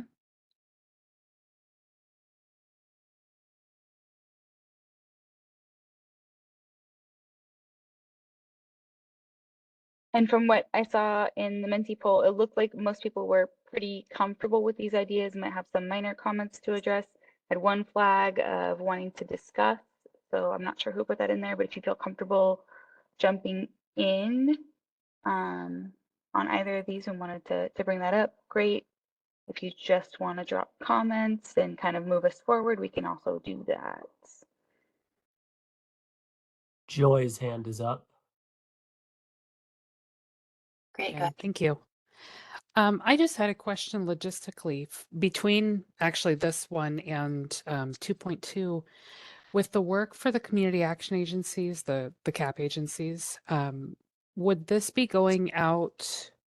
Would 2.1 be more like the incentives are available to the CAP agencies, or is this a dual facing program? Because I know the CAP agencies have existing programs already, but if we're having public facing as well, a lot of the households don't have reserve income to be able to bridge that gap. So that's why I'm just kind of wondering about how this program would be, how this would be proposed to be implemented. Yeah, so like an example are like so the OHS programs primarily serve low income households, right? So the idea would be that the other programs, so an example would be like Oregon Department of Energy, our heat pump programs that we're operating, are they're broader programs. There's funds set aside for low income, but there's also funds that are open ended. And so this would kind of be a shift in that approach and say those programs shouldn't be open-ended. They should instead be prioritizing income restricted to support the work that's already being done by the CAP agencies and by utilities, existing low-income programs. It would also be a encouragement to prioritize the low-income programs kind of across the board in the state for utilities, but there's also recognition that it's important to incentivize selecting highly efficient equipment kind of across the board, no matter what the income level is. So I think there's a balance in the utility incentive space that needs to be worked through. But yeah, the goal is to say, you know, if we have incoming funding, whether it's from federal level, state level, new programs being brought on board, that the priority across the board in the state needs to be set on serving those low and moderate income households. And either buying down the price for the CAP agencies doing their work, and then alongside that supplemental flexible funding pot of grant dollars is aimed at like where are the gaps in all of these program requirements. You know, this program is really focused on heat pumps. This program is really focused on carbon. This program is really focused on weatherization. But this household needs a major re-roof and there's no funding. How are we going to do that? So the kind of meeting both of those kind of needs in order to get to the ability to effectively serve a home in the state that's facing constrained capital and restrictive programmatic funding that's preventing them from being served.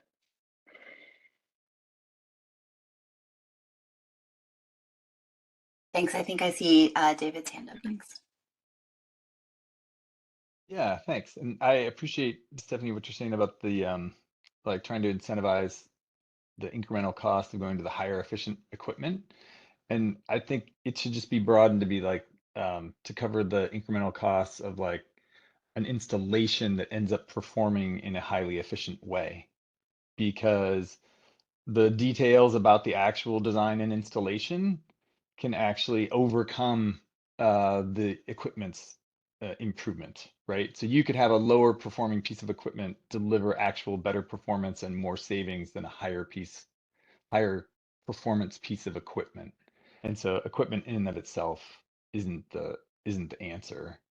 But it does cost more to do the testing, to replace the ductwork that like had been mentioned earlier, by Pat. Like if you're going to do that right, it's going to cost more, but what you really want is the resulting higher performance out of the system. And so I would encourage that it get reworked in order to lead to that outcome rather than just being focused on the equipment efficiency. Thank you, David, for bringing that nuance forward. And David, if you have thoughts for language, feel free to drop it in the chat or in the portal, and we can get an example.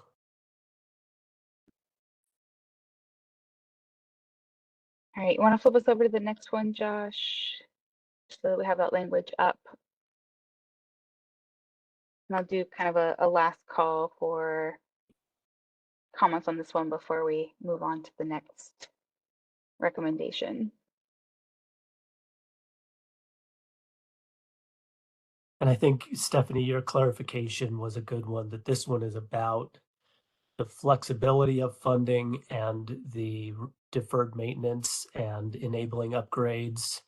Like if you can't do a heat pump without first doing the service panel, letting primarily CAP agencies or other community partners have a fund where they don't have to think so much about the limitations on the funding. They can go out and do whatever priority work needs to be done, hopefully to unlock other pots that they're working with.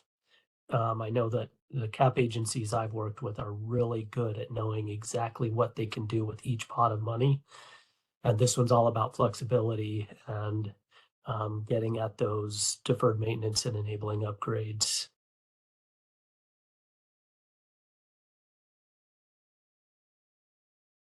Few comments in the chat that I want to verbalize. Claire notes that the connection between 2.1 and 1.1 may be an argument for combining the broader policy groups, restricting grant direct incentives for heat pumps and other solutions to low, moderate income homes, which seems like good policy to her. It makes it all the more important to have corresponding affordable financing options for other households. And Jake says there's a trade-off that exists in funding increased or no cost incentives and deferred maintenance. What PG's observed is that they're able to reach a small number of larger population in need. What are ideas for scaling solutions to increase participation? And Charity mentions that they braid funds on most jobs, and having more money for deferred maintenance is a major need. So I think the scaling one is a really interesting one on like greater participation. Any ideas sparking there? And then Claire's thinking on the combining piece with the financing options and the direct incentives too. Any sparking for you, Steph or Rob, on that?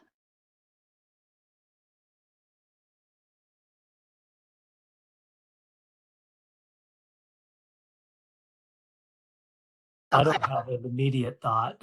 Mm-hmm.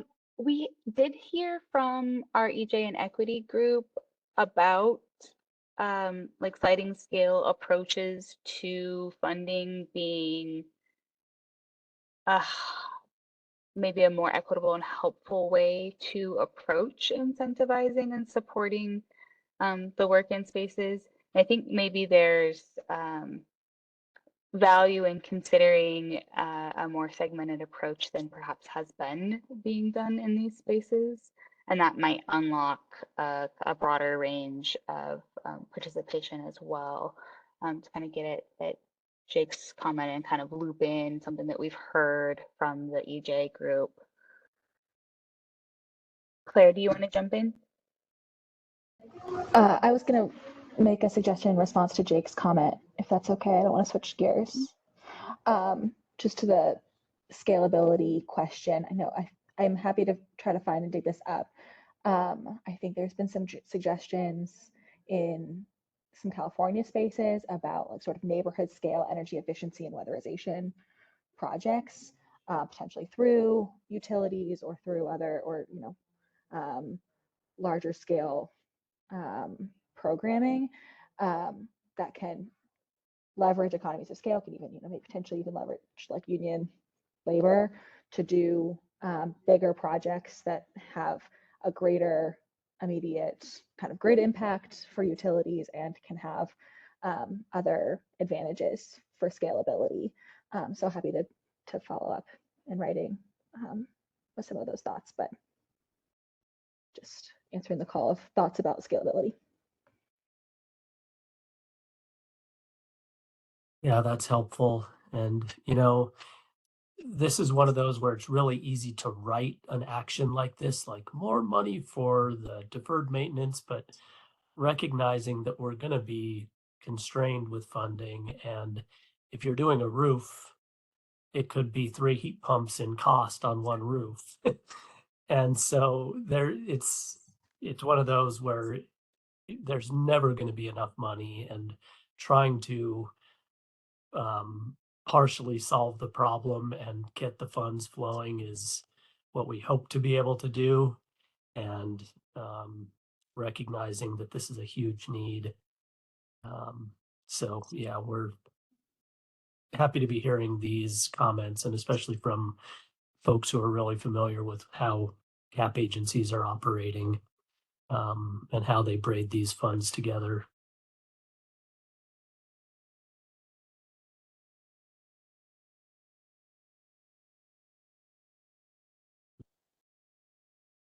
So we're about to kind of shift away from residential spaces. So I want There's a hand up from Sam, actually. Oh, okay.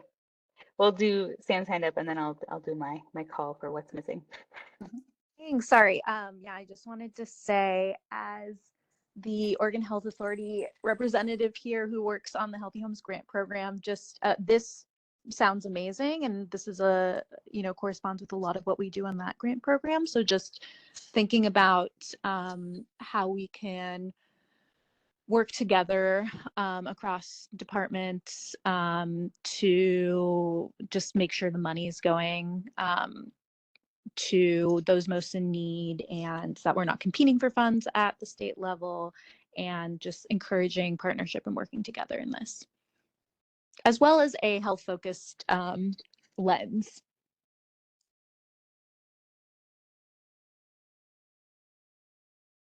Thanks, Sam. That's a point well taken. This may be in parentheses that this might look like expanding the Healthy Homes Grant Program as a potential approach. And I'm curious, and this is kind of where stuff was going, like, we kind of in the Menti poll were saying, like, what issues do you want to discuss? But I just also want to open up, like, level of detail. Having a proposed policy action that has more detail, like expand an existing program and naming it, is more specific and therefore actionable perhaps in the next 2 to 4 years, which is like the call to this group. So, encouraging that kind of information in the chat or raise your hand or in the May 9th. But that's the kind of stuff that I know this team will really appreciate your help on, is getting those details. So maybe we do want to sort of name Healthy Homes and as you know, an example of a grant program that could be expanded in this, or like as Steph was saying, it could be a different or new program as well, and what the details could be in that. Thanks for mentioning that, Sam. Yeah, so I was just going to do a call for, are we missing anything? Before we dive into the more industrial commercial spaces for buildings. So is there something that you were hoping to see in the draft recommendations for actions that isn't here? Is there a gap within these that needs to be addressed? And I have kind of a placeholder in my brain about multifamily, that there may need to be something more specific about multifamily, but if anyone has thoughts around that, and I think I want to like placehold that for after we talk about the commercial offerings to see like, did we get enough in there about multifamily, and come back to it at the end there. But are there any other gaps that this group might have identified here? Go ahead, David. Sorry to bug you again, but in this 25-year time frame, especially in the next 10-year time frame, if we're not, something we talked about in the resilient task force 2 years ago, one of the biggest levers was around embodied carbon within the building space, and bringing that within the policy structures. There's already been some work going on, on projects with DEQ and BCD involved and multi-state. So especially if we're within the 2035 timeframe, that's something I think that should be getting a start here sooner than later, to consider how we're going to start doing more on that, since it is one of the biggest levers that we can push. And especially, it'll good segue right into commercial, because some people might think there's more you can do on commercial than residential, but.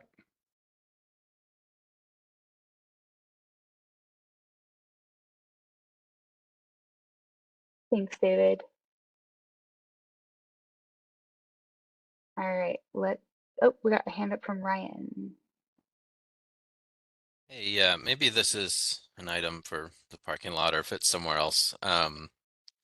But it feels like there, with a lot of focus on heat pumps in particular, I'm wondering about refrigerant recapture and appropriate disposal, and whether policies around supporting more programs or what have you, more activity that is managing that would be important. I don't know. I think there's some research to suggest that it is very common to have those just be fugitive emissions, which might unwind a lot of the gains we make in other places by getting more heat pumps into the market. So are you suggesting requirements for using newer, lower emission potential refrigerants as part of the kind of built into these recommendations, and then an additional, like, how do we retire old equipment properly and dispose of old refrigerant properly? Yes, I think so. I guess it's not a super well-formed policy recommendation of how that fits, but I think it's a concern that would be important to address somewhere as we make this large transition in equipment types.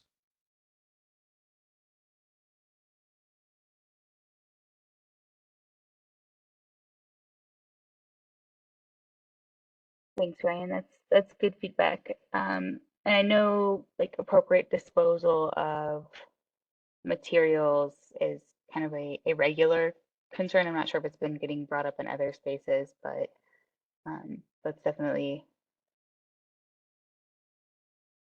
like, how do you track it? How do you provide supportive environment to make sure that it's easy and accessible, especially at like the smallest scale?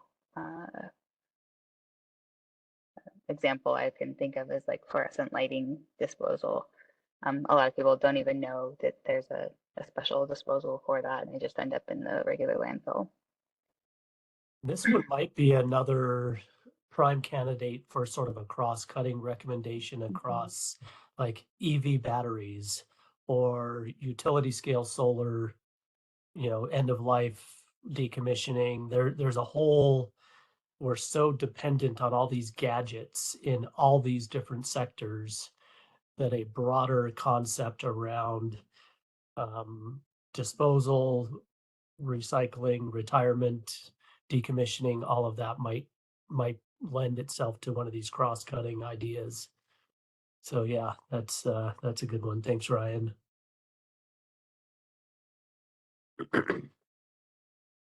All right, let's jump into the next broad recommendation and go from there. So I'm still up for these ones, right, Rob? Yes. Okay. If you're up for it. Yeah, I lost my place in my my tracking on which ones I was on. So we have evaluate and promote opportunities to improve efficiency, transition to low carbon fuels, and or electrify large commercial and industrial thermal processes. And this one is kind of multi-pronged because we did hear very loud and clear in our discussions that there isn't a kind of a one size fits all solution in this space, or even a one size fits most solution in this space. So as you get to larger and more specific loads, it's harder to say one answer is the correct one. So we got to move it in the right direction on all of these fronts, kind of on a unique basis, depending on what load we're serving. So the first action under this recommendation is starting with study to better identify what the leading opportunities, whether they're energy efficiency or fuel switching, including alternative or low carbon fuels and electrification for large commercial and industrial sectors specific to Oregon. So doing a little bit more groundwork on what solutions have already been put into practice in the state and where the further opportunities lie within our existing industries. And then related to that, to establish a research development and demonstration grant program at the state level to support clean fuel technology solutions for hard to electrify industrial and large commercial applications. And another place where we're looking at where are there funding streams to support new programming.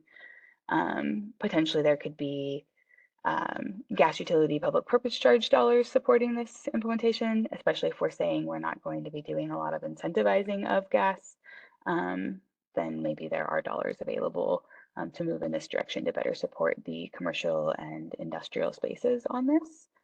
And looking at doing pilot projects that are completed in coordination or cooperation with the utilities. Specifically gas utilities, but there's room for other utilities in that space as well.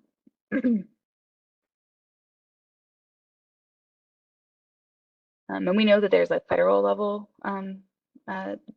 type of grant program similar to this, but we are seeing a constraint in the funding opportunities at the federal level. So potentially the state stepping in to fill gaps could be attractive to getting more demonstration projects and pilot projects happening here in Oregon.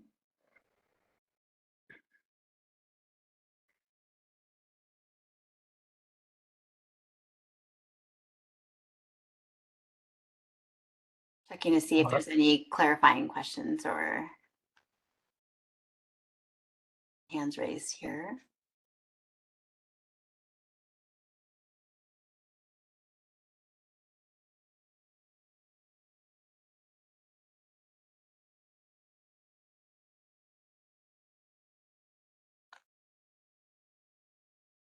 Not seeing any.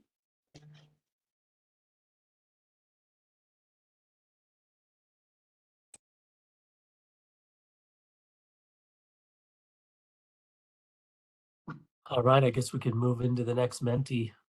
Yep, I think so. So this will be the same process we've been using.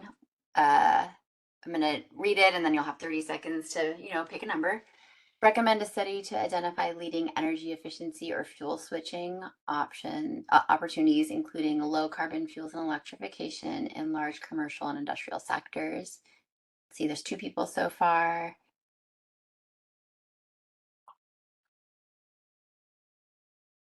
About 20 seconds here to add a number.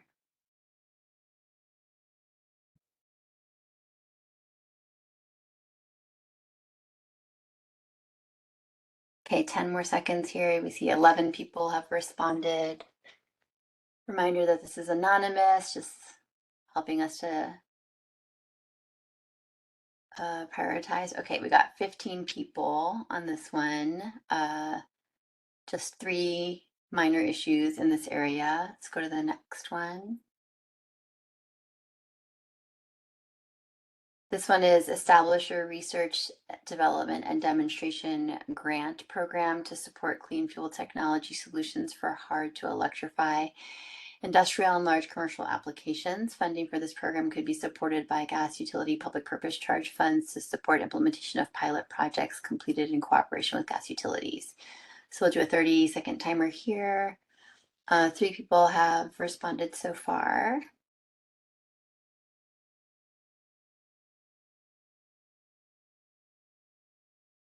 Okay, 9 people so far. You have about 15 more seconds to add a number.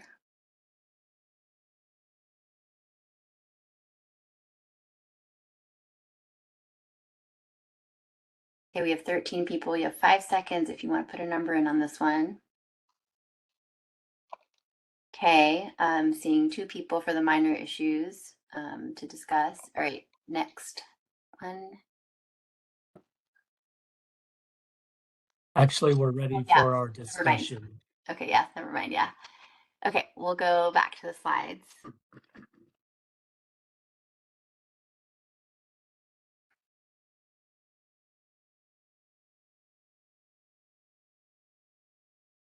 I think we had a couple of 2s on each of these, so, or maybe, yeah, I think they were 2s.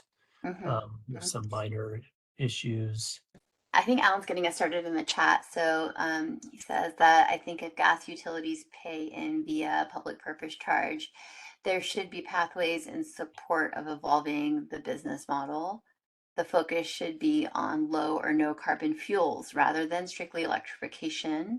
As you said, there's no one size fit all. Let's look at hydrogen, let's look at thermal energy networks, and Alan bets there's other technologies too. He does like the idea of the gas utility being at the table, especially if they're investing ratepayer dollars. Recovery is good, grants would be helpful, and most importantly, approaching LDCs as a partner, local distribution companies as a partner rather than an adversarial capacity. Thank you, Alan. Thanks for getting us started. Appreciate that.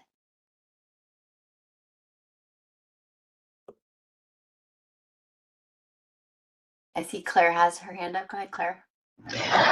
This, I think, cuts across both policies. I don't have like an objection to either one. Studies are good, you know, demonstration projects are good.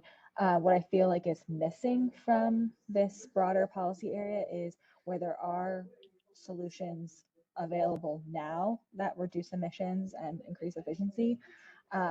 We should have more robust incentives to help accomplish those. And I think CEP is part of that as well. But there are large commercial and industrial and, you know, lower heat industrial processes that could be electrified today with, you know, proper incentives.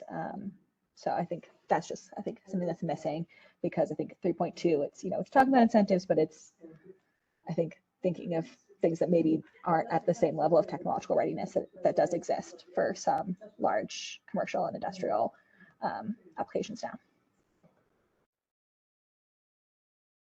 So we didn't have a specific incentive recommendation because right now in every part of the state, there's an opportunity for a large energy consumer to work with their utility to develop like a custom incentive offering, going through that like custom study pathway for something that's going to bring energy efficiency to that large consumer. So that's one space. We did have an option that kind of didn't float to the top that could be revived in this space for a like supportive loan financing, so lower interest rates or longer term, or something that helps mitigate the cost of financing a low or no carbon or energy efficiency solution for businesses. And I'm curious if there's interest in that from this group. You know, one thing I wanted to share too, that 3.1, well, really both of these are also tied to some work that's being done in the low carbon fuels policy working group. And their direction was more about creating Oregon-based industry to create low carbon fuels. And so there's a pairing here, especially maybe with the study about if we can get more fuels created in Oregon and have a local offtake or purchaser for those fuels, that we create a little bit more balanced system within the economy for these low carbon fuels in the future. And so we might team up with that low carbon fuels group on this recommendation, just so people are aware. And thank you, Amy, for your comment noting that the building performance standards are already rolling out, and they'll help drive near-term efficiency. And they also have both some supportive incentives and some regulatory penalties on the table to try to drive movement in the commercial spaces.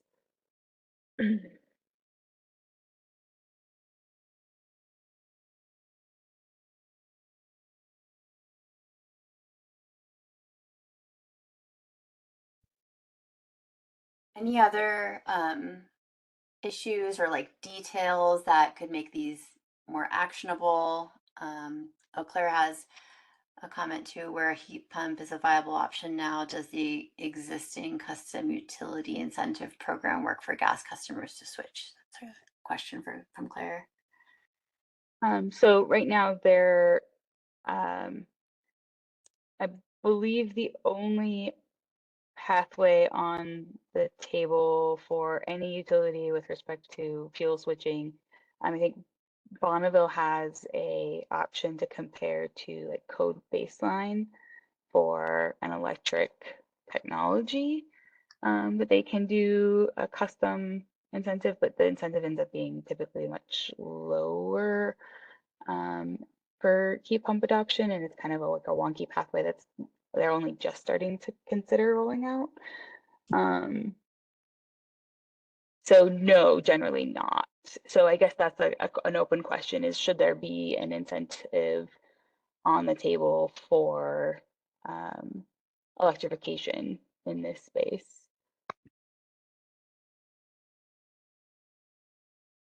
My argument would be yes, at least in some capacity. I know that there's hopefully going to be some good incentives to the BPS. That we've got good policies with BPS and CPP. They're going to be driving industrial and commercial emissions down and efficiency up.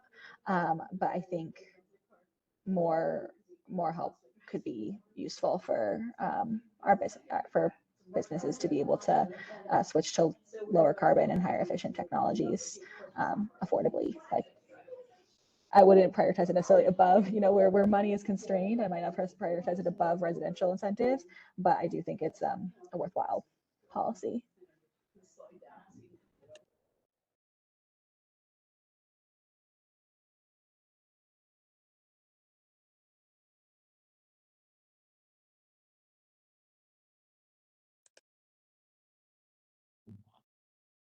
I'm not seeing any more hands. Maybe we do a last call for industrial.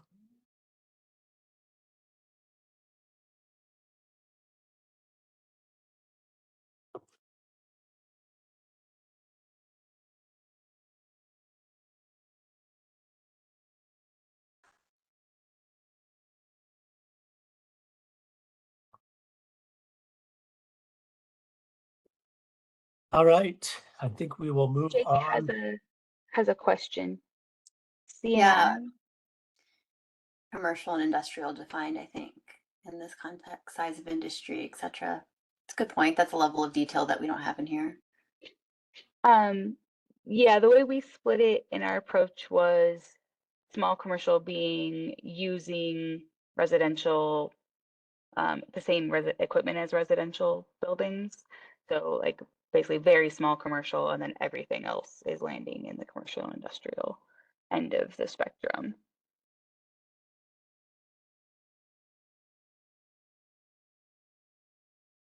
So this is a pretty broad category, covering everything from, relatively small commercial, in the grand scheme of things, all the way up to, the chip manufacturing, data centers, all across the board.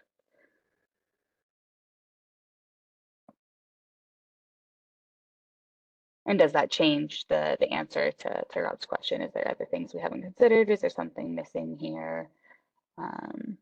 Is there a specific industry that needs progress in codes or equipment standards or those kind of things?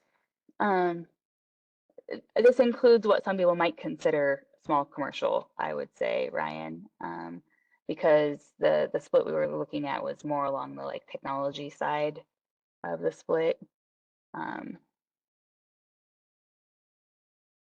The equipment that's being installed, is it designed for commercial systems or is it designed for residential? And when you have a 1,000 square foot or less business that's in an old home or something, like those are typically going to be like following more of the residential pathway or policies that affect residential type buildings are going to be more supportive in those spaces. But where we have like large buildings with lots of different smaller businesses within them, then that's more along the lines of the like large commercial building using large commercial equipment to meet the heating loads, typically held to commercial standards of construction, those kind of things.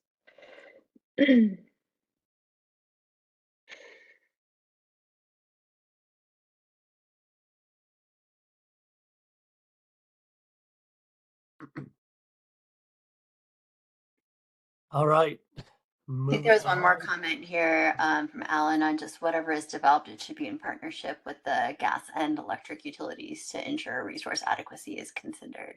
Back to that sort of combination, gas, electric, coordination and planning, I think. Thanks, Alan. Okay, I think we're ready to move on. Thank you for that. And just another reminder, these are great details for the comment portal. I feel like that's my job to be your annoying reminder of that. All right, so I'm going to take us through the policy recommendations and draft policy actions relating to DERS. But first, thanks, Stephanie, for guiding us through a lot of very technical content. And that was, the commercial and residential and industrial space is a heavy lift for this group. And we're grateful to have some good guidance there. So thanks. But moving on to the DERS, or distributed energy resources. And this is one case where we did combine, we had DERS and demand response in our earlier discussions and our earlier Miro boards. And here we combined them, recognizing that distributed energy resources participate in demand response. And so we can combine them into one discussion. And the broad policy recommendation is to support adoption of distributed energy resources to advance energy resilience, enable demand response programs, and provide grid services and financial benefits for utilities and customers. Next slide, please. So the first draft policy action in this section, it would be to direct ODO, ODOT, Energy Trust, and any other entity that is involved in supporting technologies that might have some kind of demand response capability, to direct these entities to catalog the demand response ready devices installed through these existing incentive programs, and potentially allow additional incentives to be paid for DR-ready devices.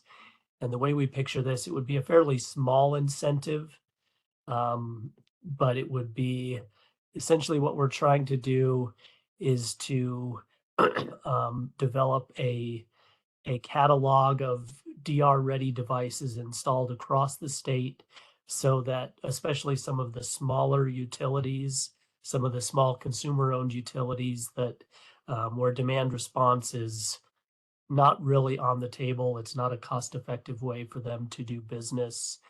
If they recognize that there was multiple megawatts of demand response capacity, that might help them in 5 years down the road to consider a demand response program, or alternately, it might help BPA to kick off more demand response capacity within their programs. And so this is about cataloging devices and kind of priming the pump. And then the second part of this is develop and adopt equipment standards requiring DR readiness for heat pumps, EV chargers, and other consumer energy related devices. And I think we had a specific call out in a sticky to CTA 2045 requirements, which I think is related to that. I'll move on to the next one if there are no clarifying questions for this one. I don't see any yet. Oh, there's one hand from Adam, actually. Sorry. Go ahead, Adam. Thanks. Yeah, so I guess I was just wondering what is meant by catalog here. Is this anticipating the Energy Trust would report, say, address level information about where thermostats were installed? Or is it, you know, the types of thermostats that are installed that are DR ready, but not customer specific information? Yeah, that's a good question. And the first part of it, I think that I envisioned it being a little bit like our EV dashboard that Odo runs, which is showing where EVs are being registered through ODOT. And that's already helped consumer-owned utilities to anticipate where distribution system upgrades might be needed. And so I don't have a specific answer for how the information would be used initially. Certainly, we would have address level information, but it might not be something that is how that information is shared is something that we would need to work out. And, you know, maybe it starts out with just demand response capability by utility service territory, something like that, so that it's flagged as like, now might be a good time to start thinking about demand response because you've got 100 megawatts of capacity sitting out there unused. And so we might try to sort of, you know, make it a little more kind of system level information at first, but it's a good question and something we need to think about. Thanks for clarifying. Appreciate it. I also think, Adam, it's like I know that sometimes with like customer level data can be tricky. So, you know, another way to think of like a detail that could be added that's helpful to make this more actionable is to state that like with necessary protections around fill in the blank, and those details I think would be welcome with your experience too. So think about that with the May 9th comments, written comments, or in the chat now if you have those thoughts. I also wanted to verbalize what Jake was saying with respect for the Energy Trust piece being funded to procure cost-effective energy efficiency and renewables, wanting to have an understanding and expansion on why these entities would catalog demand response ready instead of or without collaboration with the utilities that fund the programs. So thinking about this list here where it says ODO, ODOT, Energy Trust of Oregon, are there other entities maybe to add is kind of how I'm seeing that too. And Jake, you're welcome to come off mute and verbalize it yourself as well. If I didn't catch it right. But does that spark anything for you, Rob, or even Steph too, I think? Yeah, I think it's right on point. And I think that sharing the information with utilities is ultimately where the value comes. And PGE is already doing a lot of demand response, and Pacific Power's doing some too. And so this is, it's not stated in the action, but it really is focused more on consumer-owned utilities and giving them an idea of when there's a threshold for exploring demand response, knowing that there's a lot of untapped potential. But yeah, the utility is the entity that could make use of the information. So I think Adam brings up a good point. Or sorry, Jake.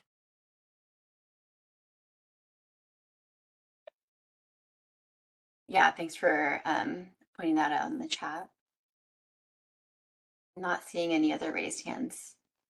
And we'll get to Menti all of these as well. So if you have policy thoughts, we can get at those. So 4.2, direct investor-owned electric utilities to develop programs that demonstrate the value of distributed energy resources.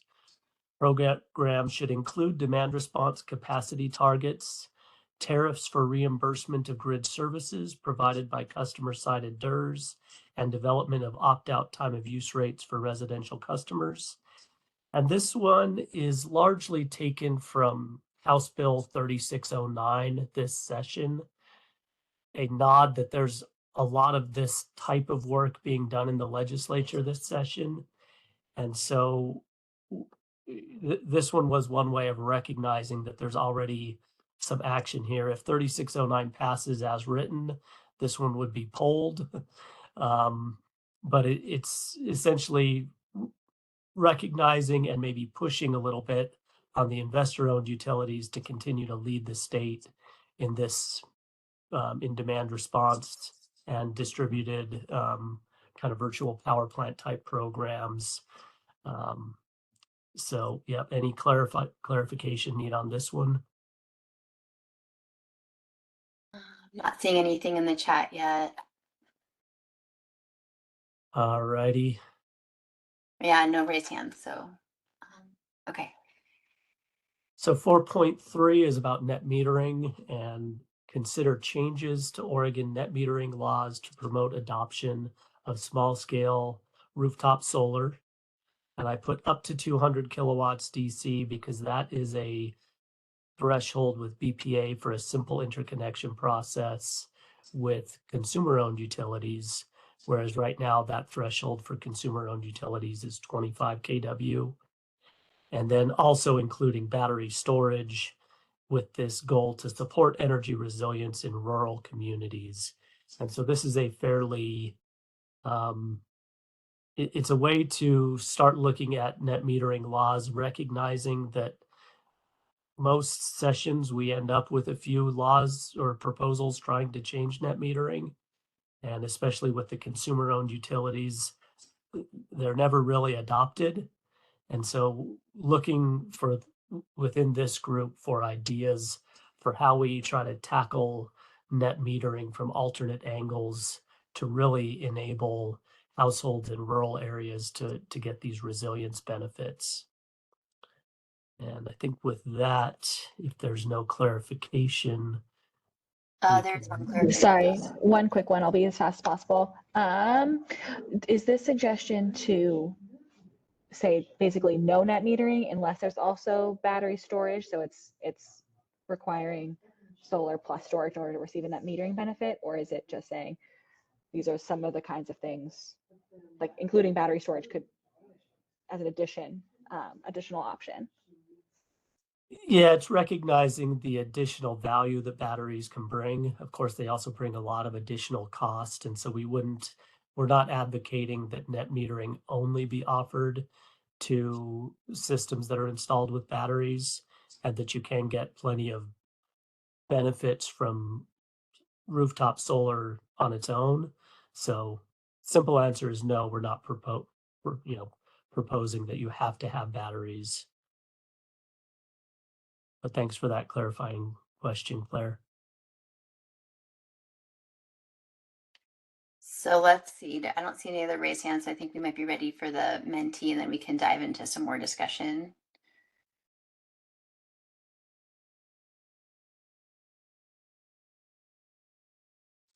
Okay, so This one is direct ODOT Energy Trust to catalog DR ready devices installed through existing incentive programs, allow additional incentives to be paid for DR ready devices, develop and adopt equipment standards requiring DR readiness for heat pumps, EV chargers, and other consumer energy related devices. And 30 more seconds here. We have 6 people so far.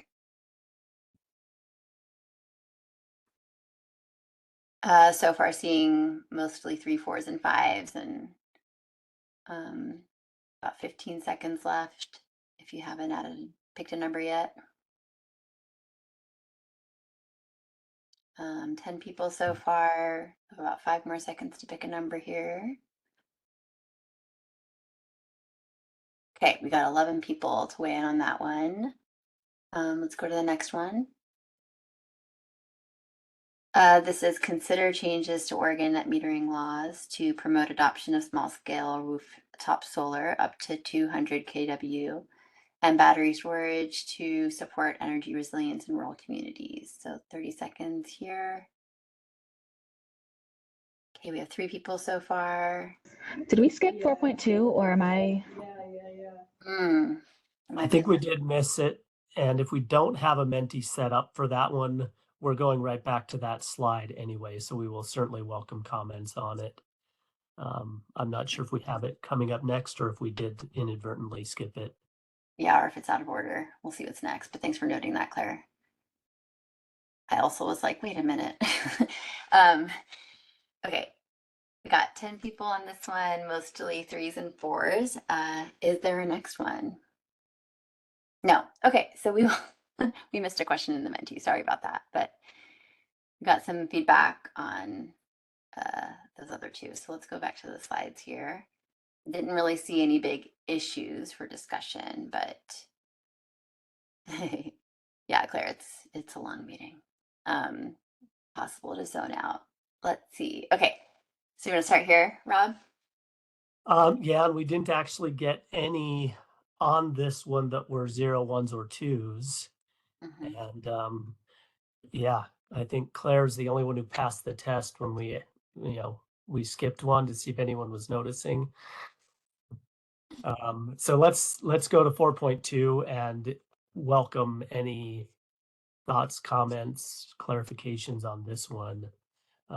This is around the directing the IOUs to develop programs and recognizing that these programs are actually, they have existing programs. They might not have mandated capacity targets or specific tariffs as cited in some of the current proposals, but yeah. Any thoughts on this one? Direct investor-owned utilities to develop programs that demonstrate the value of distributed energy resources.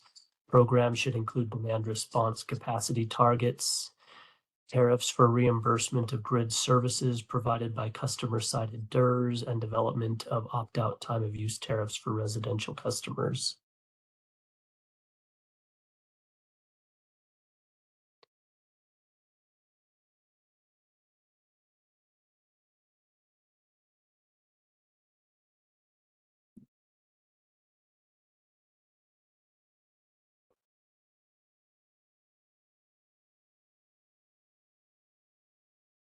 I see Ryan's hands up. Go ahead, Ryan.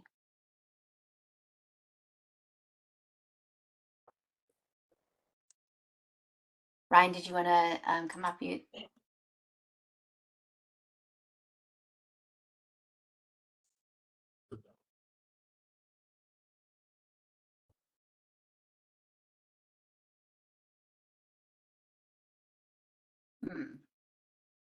I couldn't hear anything, but maybe I think Ryan put a hand down. So if you would,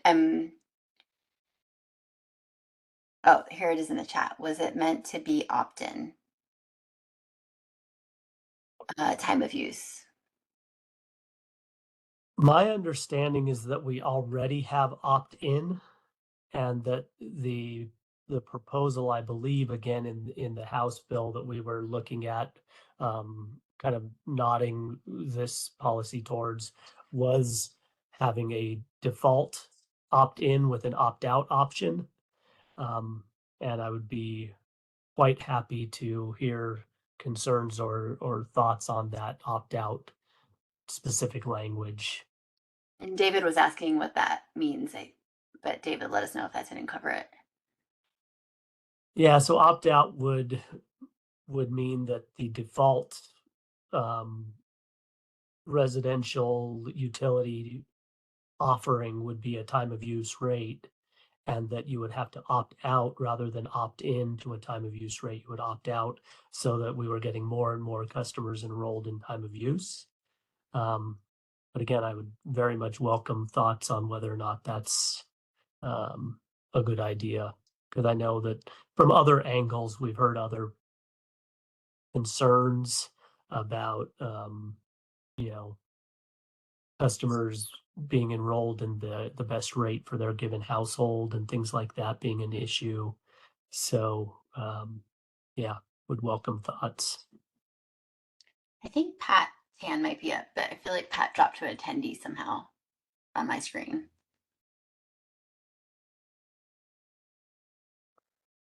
You're right.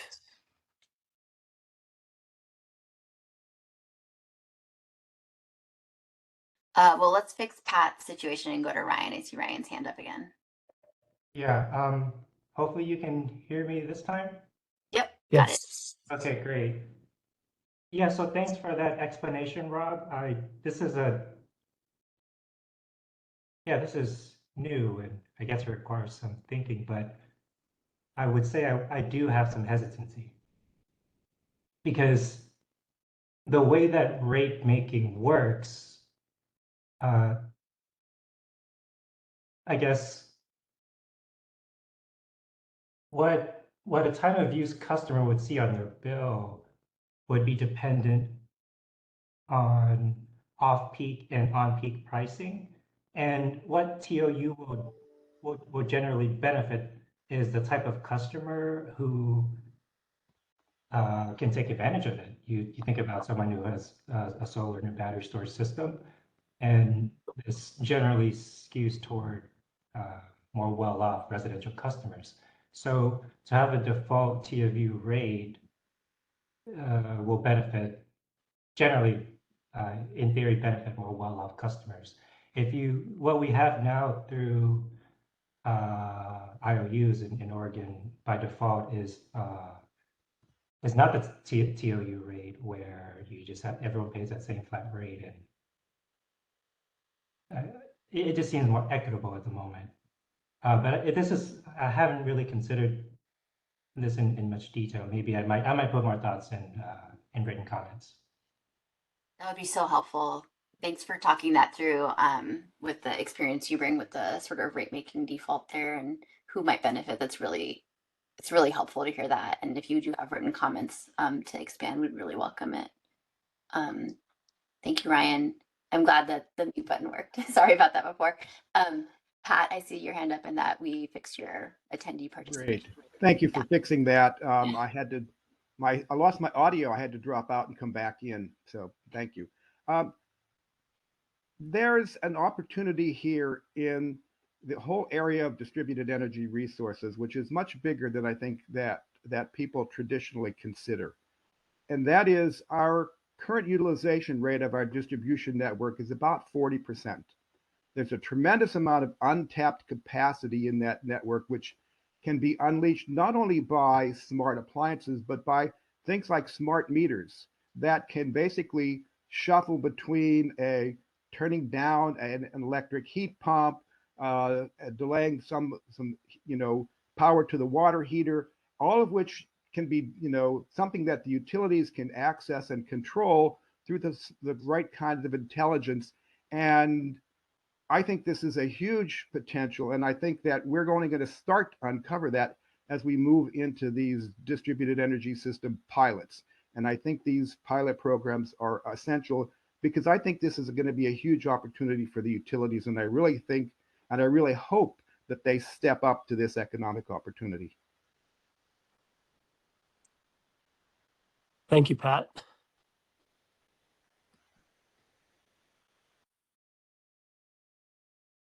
I think we might be getting close to the roundtable time too. So seeing if I don't see any other hands or comments here in the chat for discussion.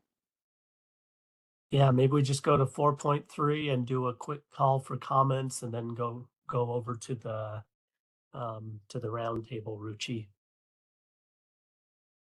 Yeah. If anyone gave us a 2 or less on this one.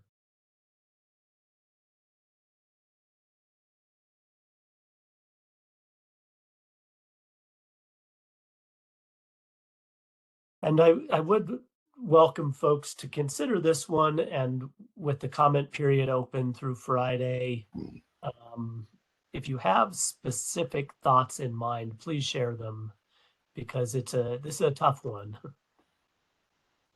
I see Pat's hand is up. Go ahead, Pat. Yeah, I agree with you. And this is a tough one to discuss in general because a lot of the specifics will depend upon how we establish, a evaluation for solar and evaluation for storage that really is capturing the economic value that those things generate. And so again, develop's going to be in the details of how you actually go about this. Mm-hmm. Thanks, Pat. Claire has something in the chat. Potential alternative to a general opt-out is automatic enrollment of customers who have solar plus storage, EV charging, or other flexible loads. These customers have the highest grid benefit and highest personal benefit from time of use. It may be that most of those customers are already on time of use though, so may not be much of a change from current practice. To, I think maybe get at Ryan's question before, and that's okay. Thanks, Claire. And appreciate Pat's comment here on sort of the scale and the detail. I also wanted to sort of, within this bucket of actions for this this sort of broader recommendation, if there's anything missing, we kind of prompted that in the other recommendations, but also wanted to like sort of open that up too. Is there something that you feel like is an action that's missing? I remember there being, like, just as an example, a lot of discussion on like microgrids in some of the previous ones. And so, yeah, I just wanted to sort of prompt the more open-ended, is anything missing, before we go to that roundtable as well. And Pat, is your hand up again, or is that the hand from before? Okay, went down. No worries.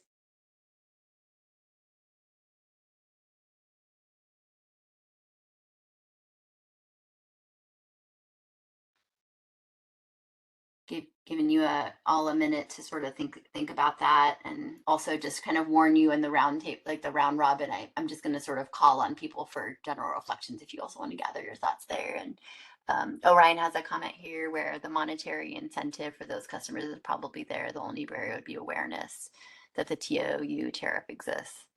Thanks, Ryan. I think that was in response to Claire's.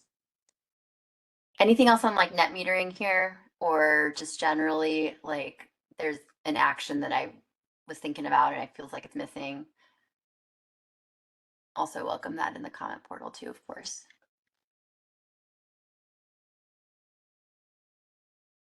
Rob, anything from you to sort of wrap before roundtable? I'll have a couple things for the final closeout slide, and it relates to some additional content that was shared in the PDF that we didn't menti. And so just want to let people know that that PDF does include the some cross-cutting concepts and some additional considerations that relate to some of these policies. Great. Okay, so we're kind of closing our, if you are able to put your camera on, this is that time to sort of like, we're gonna like wave goodbye to each other in 15 minutes. So this is your chance to sort of reflect with us. And I actually was thinking about going in like an order of just like from my own notes here, who we've kind of heard from more of and heard from less. So I wanted to give people a heads up that I know, like I've heard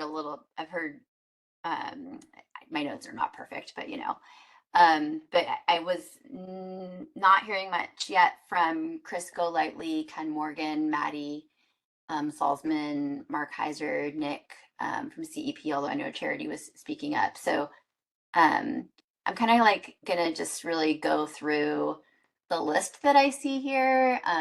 But I was thinking about starting with the folks we haven't heard from as much. So the prompt here is really like, is there anything that you heard today that you want to reflect on? Is there, giving people on this call perhaps an indication like, oh, I'm going to comment on that more,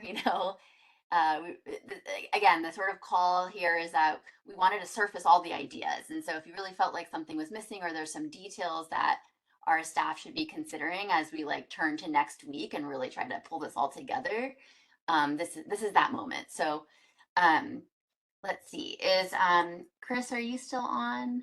Let's see. Yeah, I see you there. Are you able to come off mute? Do you have any reflections on that?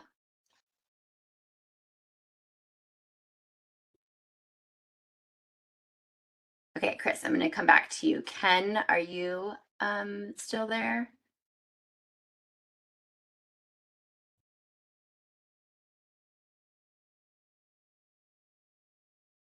Okay, Ken, I'm going to come back to you too. Maddie, how about you? Any reflections from you?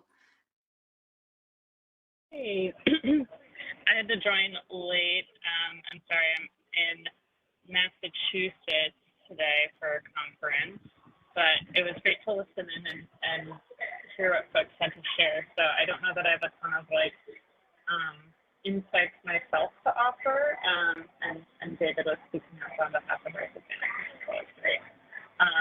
But I really appreciate how much thought and care you guys have put into including all of us into this process and seeking a lot of feedback. I know there's been I don't know how many hundreds of sticky notes and things you guys have collected from everybody, and so yeah, it's been great to feel part of the process. I've heard.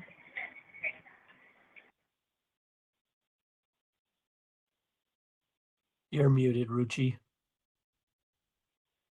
Thank you, Maddie. I appreciate you dialing in from Massachusetts. There was a little bit of lag, but I heard everything you said. I think others are nodding. So I'm going to check back in to see if Chris or Ken have come back. If you have any reflections, welcome to come off mute and share those. And then I want to just check to see Mark Heiser, did you have any sort of reflections or thoughts for the group? Mark can come back to you as well. Nick, I know that Charity was on the line too, but wanted to just check in. Appreciate you being here. Any reflections from you? Yeah, no additional reflections on my end. I feel that maybe potential reflections that I had, we've already gone over in depth. But yeah, thank you for having me involved in the process. Thank you. Let's see. And then I also sort of have another list of, we've heard from you a little bit, but maybe some more. I tried my best in a notepad. So I wanted to check in with let's see, Jonathan. Let's see, Jonathan. Let's see. No, okay, how about you, Adam? Adam Energy Trust, do you want to reflect at all? Yeah, sure. Thank you. Yeah, what I've seen today, I think, is generally in alignment with where Energy Trust would like to see things head, and that is, the more rapid adoption and acquisition of the energy efficiency potential that's out there, with a specific emphasis on serving low-income customers and kind of groups that have been lagging, and their adoption of energy efficiency measures. I think, one thing that we're trying to figure out how to figure out is how to get more out of existing heat pump installations. And that's maybe something that I didn't see much policy here about. I don't really have any specific recommendations. I know it's not something that we as an industry really have figured out. But I think, for the equipment that is installed, making sure it's performing as well as it can, and achieving the level of savings that we expect it to see is something the Energy Trust is thinking about how to pursue. So that's maybe one thing that I don't know exactly how to provide a policy recommendation around that, but I think some provision for ensuring that existing equipment is maintained and is operating properly is something that we're thinking about anyway. I think yeah, and then maybe a nod to the comments about integrated planning between the electric and the gas systems, I think is something we also support. Great. Thanks, Adam. Okay, I feel like I should give people like more of a heads up. So I'm going to go to Ryan Brown, and then after that, Alan Spector. Yeah, thanks. I missed a step or two with this work group along the way, so was trying to catch up a little bit today, but really appreciate clearly all the work that's gone in. One reflection on the first couple where we had talked about the potential of combining those. I am attracted to that idea. I think the kind of designing things with the targeted universalism approach, where you're designing a solution for the highest need that ends up making things accessible to everyone and delivering on the aims of the policy in the end is I don't know. So it's definitely something to consider, to just frame the whole thing through that lens. I guess I would underscore what others have said about the importance of, as I see it, of leveraging the things the gas system can deliver, the benefits can deliver for us, especially in the near and medium term. And I don't know, I mean, I guess my last reflection would be there were some comments about there's limits to the funds available and needing to prioritize and things, and of course that's true, but it feels like in the early stages of this process, of the energy strategy process, it felt like the level of investment that would be required was a true paradigm shift, and maybe we're still going there, but I guess I would hope that the recommendations wouldn't kind of preemptively put themselves in a box based on what we think might be reasonable or how much funds might be available to really achieve these goals. I don't know. I don't have deep experience with the political process. I'm sure there's a lot I don't know, but it's truly a big, hairy, audacious goal, and trying to put it in a box might mean we never get there, I guess. That's all. Thanks, Ryan. I appreciate that. I'm going to go to Alan, and then the other Ryan Chan. Sure. I mean, first, we just really appreciate the opportunity to be at the table. There's been a lot going on, so I haven't been able to attend all the meetings, but I've been trying to follow nevertheless. And I know any undertaking like this takes a lot of work and bandwidth from everyone. So I think just the diversity of perspectives that's been shared, even in this session, has been very valuable and illuminating, and I appreciate that. I'll say from the perspective of a pipeline gas utility, we're really at a kind of a turning point, like a waypoint where we're doing our navel gazing and trying to figure out the role we play as a gas delivery company, as an energy delivery company in a low carbon future. And so hearing things like this, I think, is very helpful to us. And I feel like there's some push and pull. There's going to be things that don't make sense to us, either from a business standpoint or it's not something that we understand as a solution. And then there's going to be pieces that make a tremendous amount of sense. And I think that hearing the different perspectives is very helpful. I think also, like I said, joint electric gas planning, so that you're not just hearing it from us, but when we're looking at things like resource adequacy, trying to figure out from a pragmatic standpoint, how we can put gas to its highest and best use, how we can support pipeline utilities transitioning to lower carbon intensive fuels, looking at ways to help us invest in network thermal energy, strategic application of other gaseous fuels, whether that's renewable natural gas or hydrogen. And that's not to say that we don't still see some role for traditional geologic gas. We are a gas utility. But, I think the more pathways that are available to us in collaboration with other stakeholders, I think the easier it is for us to work towards those big picture solutions that I think we're all trying to achieve for climate. So yeah, again, I just appreciate the collaborative spirit. That's great. Thank you so much, Alan. I'm going to go to Ryan and then Paul. Okay, so hopefully you can still hear me. Yep. Great.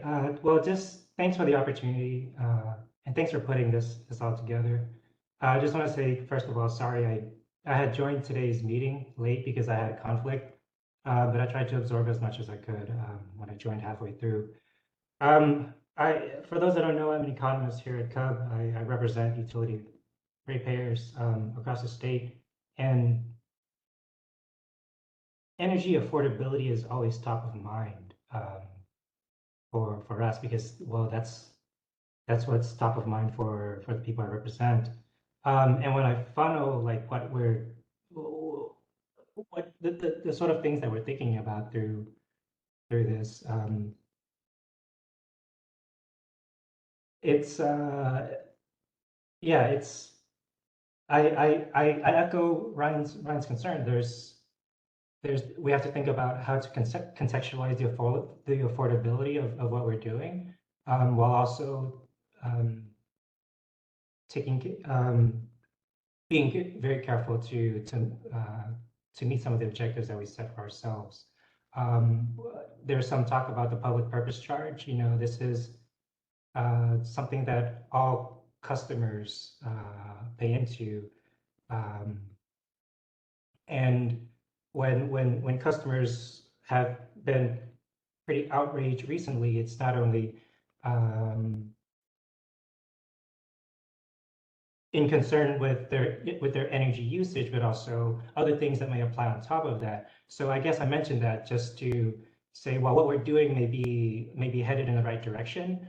I just want to caution that we might want to be mindful of how we go about doing things. And the right answer to that, I'm honestly not sure. I hope we can figure that out one day. There was some talk today about public purpose charges in relation to gas utilities and to support pilot projects, and that actually made me think about one of CUB's wins recently when we worked with a gas utility in Oregon for the gas utility to pilot a project where they would essentially cap their gas distribution system where they found it feasible in order to completely electrify those customers. A colleague of mine who worked on this, they put together analysis that showed, hey, we're going to save residential customers thousands of dollars, potentially millions, if we simply give them a heat pump instead, and because that's all they were using. That's the entire reason why they're using gas in their homes. So, these are assets that that have a lifespan of up to 60 years, and if customers don't have to pay for that, both a gas bill and electric bill, from an affordability standpoint, it just makes a lot of sense.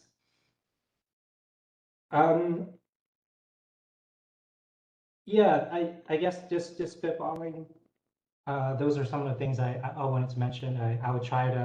I'll go through this, and I'll I'll try to submit written comments that are much more substantial than me just spitballing things out of my head. Thank you for the opportunity. Well, your spitballs are great, and we welcome the written comments too. Thank you, Ryan. I know we're running out of time. I wanted to go to Paul because I promised him that I would. But I wanted to say, because it's 4 o'clock, that we really all appreciated all of this work. I'm sorry we didn't have enough time for the full roundtable. Comment portal May 9th by 5 p.m. This is, I guess, me saying please. And then I think, Paul, you get to like close us off, no pressure. Yeah. One big picture comment, just, encouraging these recommendations to be bold. Sorry, my screen just went blank. There we go. Okay. Yeah, just encouraging these recommendations to be bold. These are policy recommendations that go along with the strategy, and you have the opportunity to shake things up and change the status quo. And I do see that in some of the recommendations or draft recommendations here, like fuel switching or eliminating incentives for certain type of equipment. So really just want to lean into that. One of the things I'm realizing and just like reflecting and looking back on some of my notes from the complementary analysis, and we didn't talk about this today, was just that transportation electrification is the biggest opportunity for energy wallet savings. That was a key takeaway for me.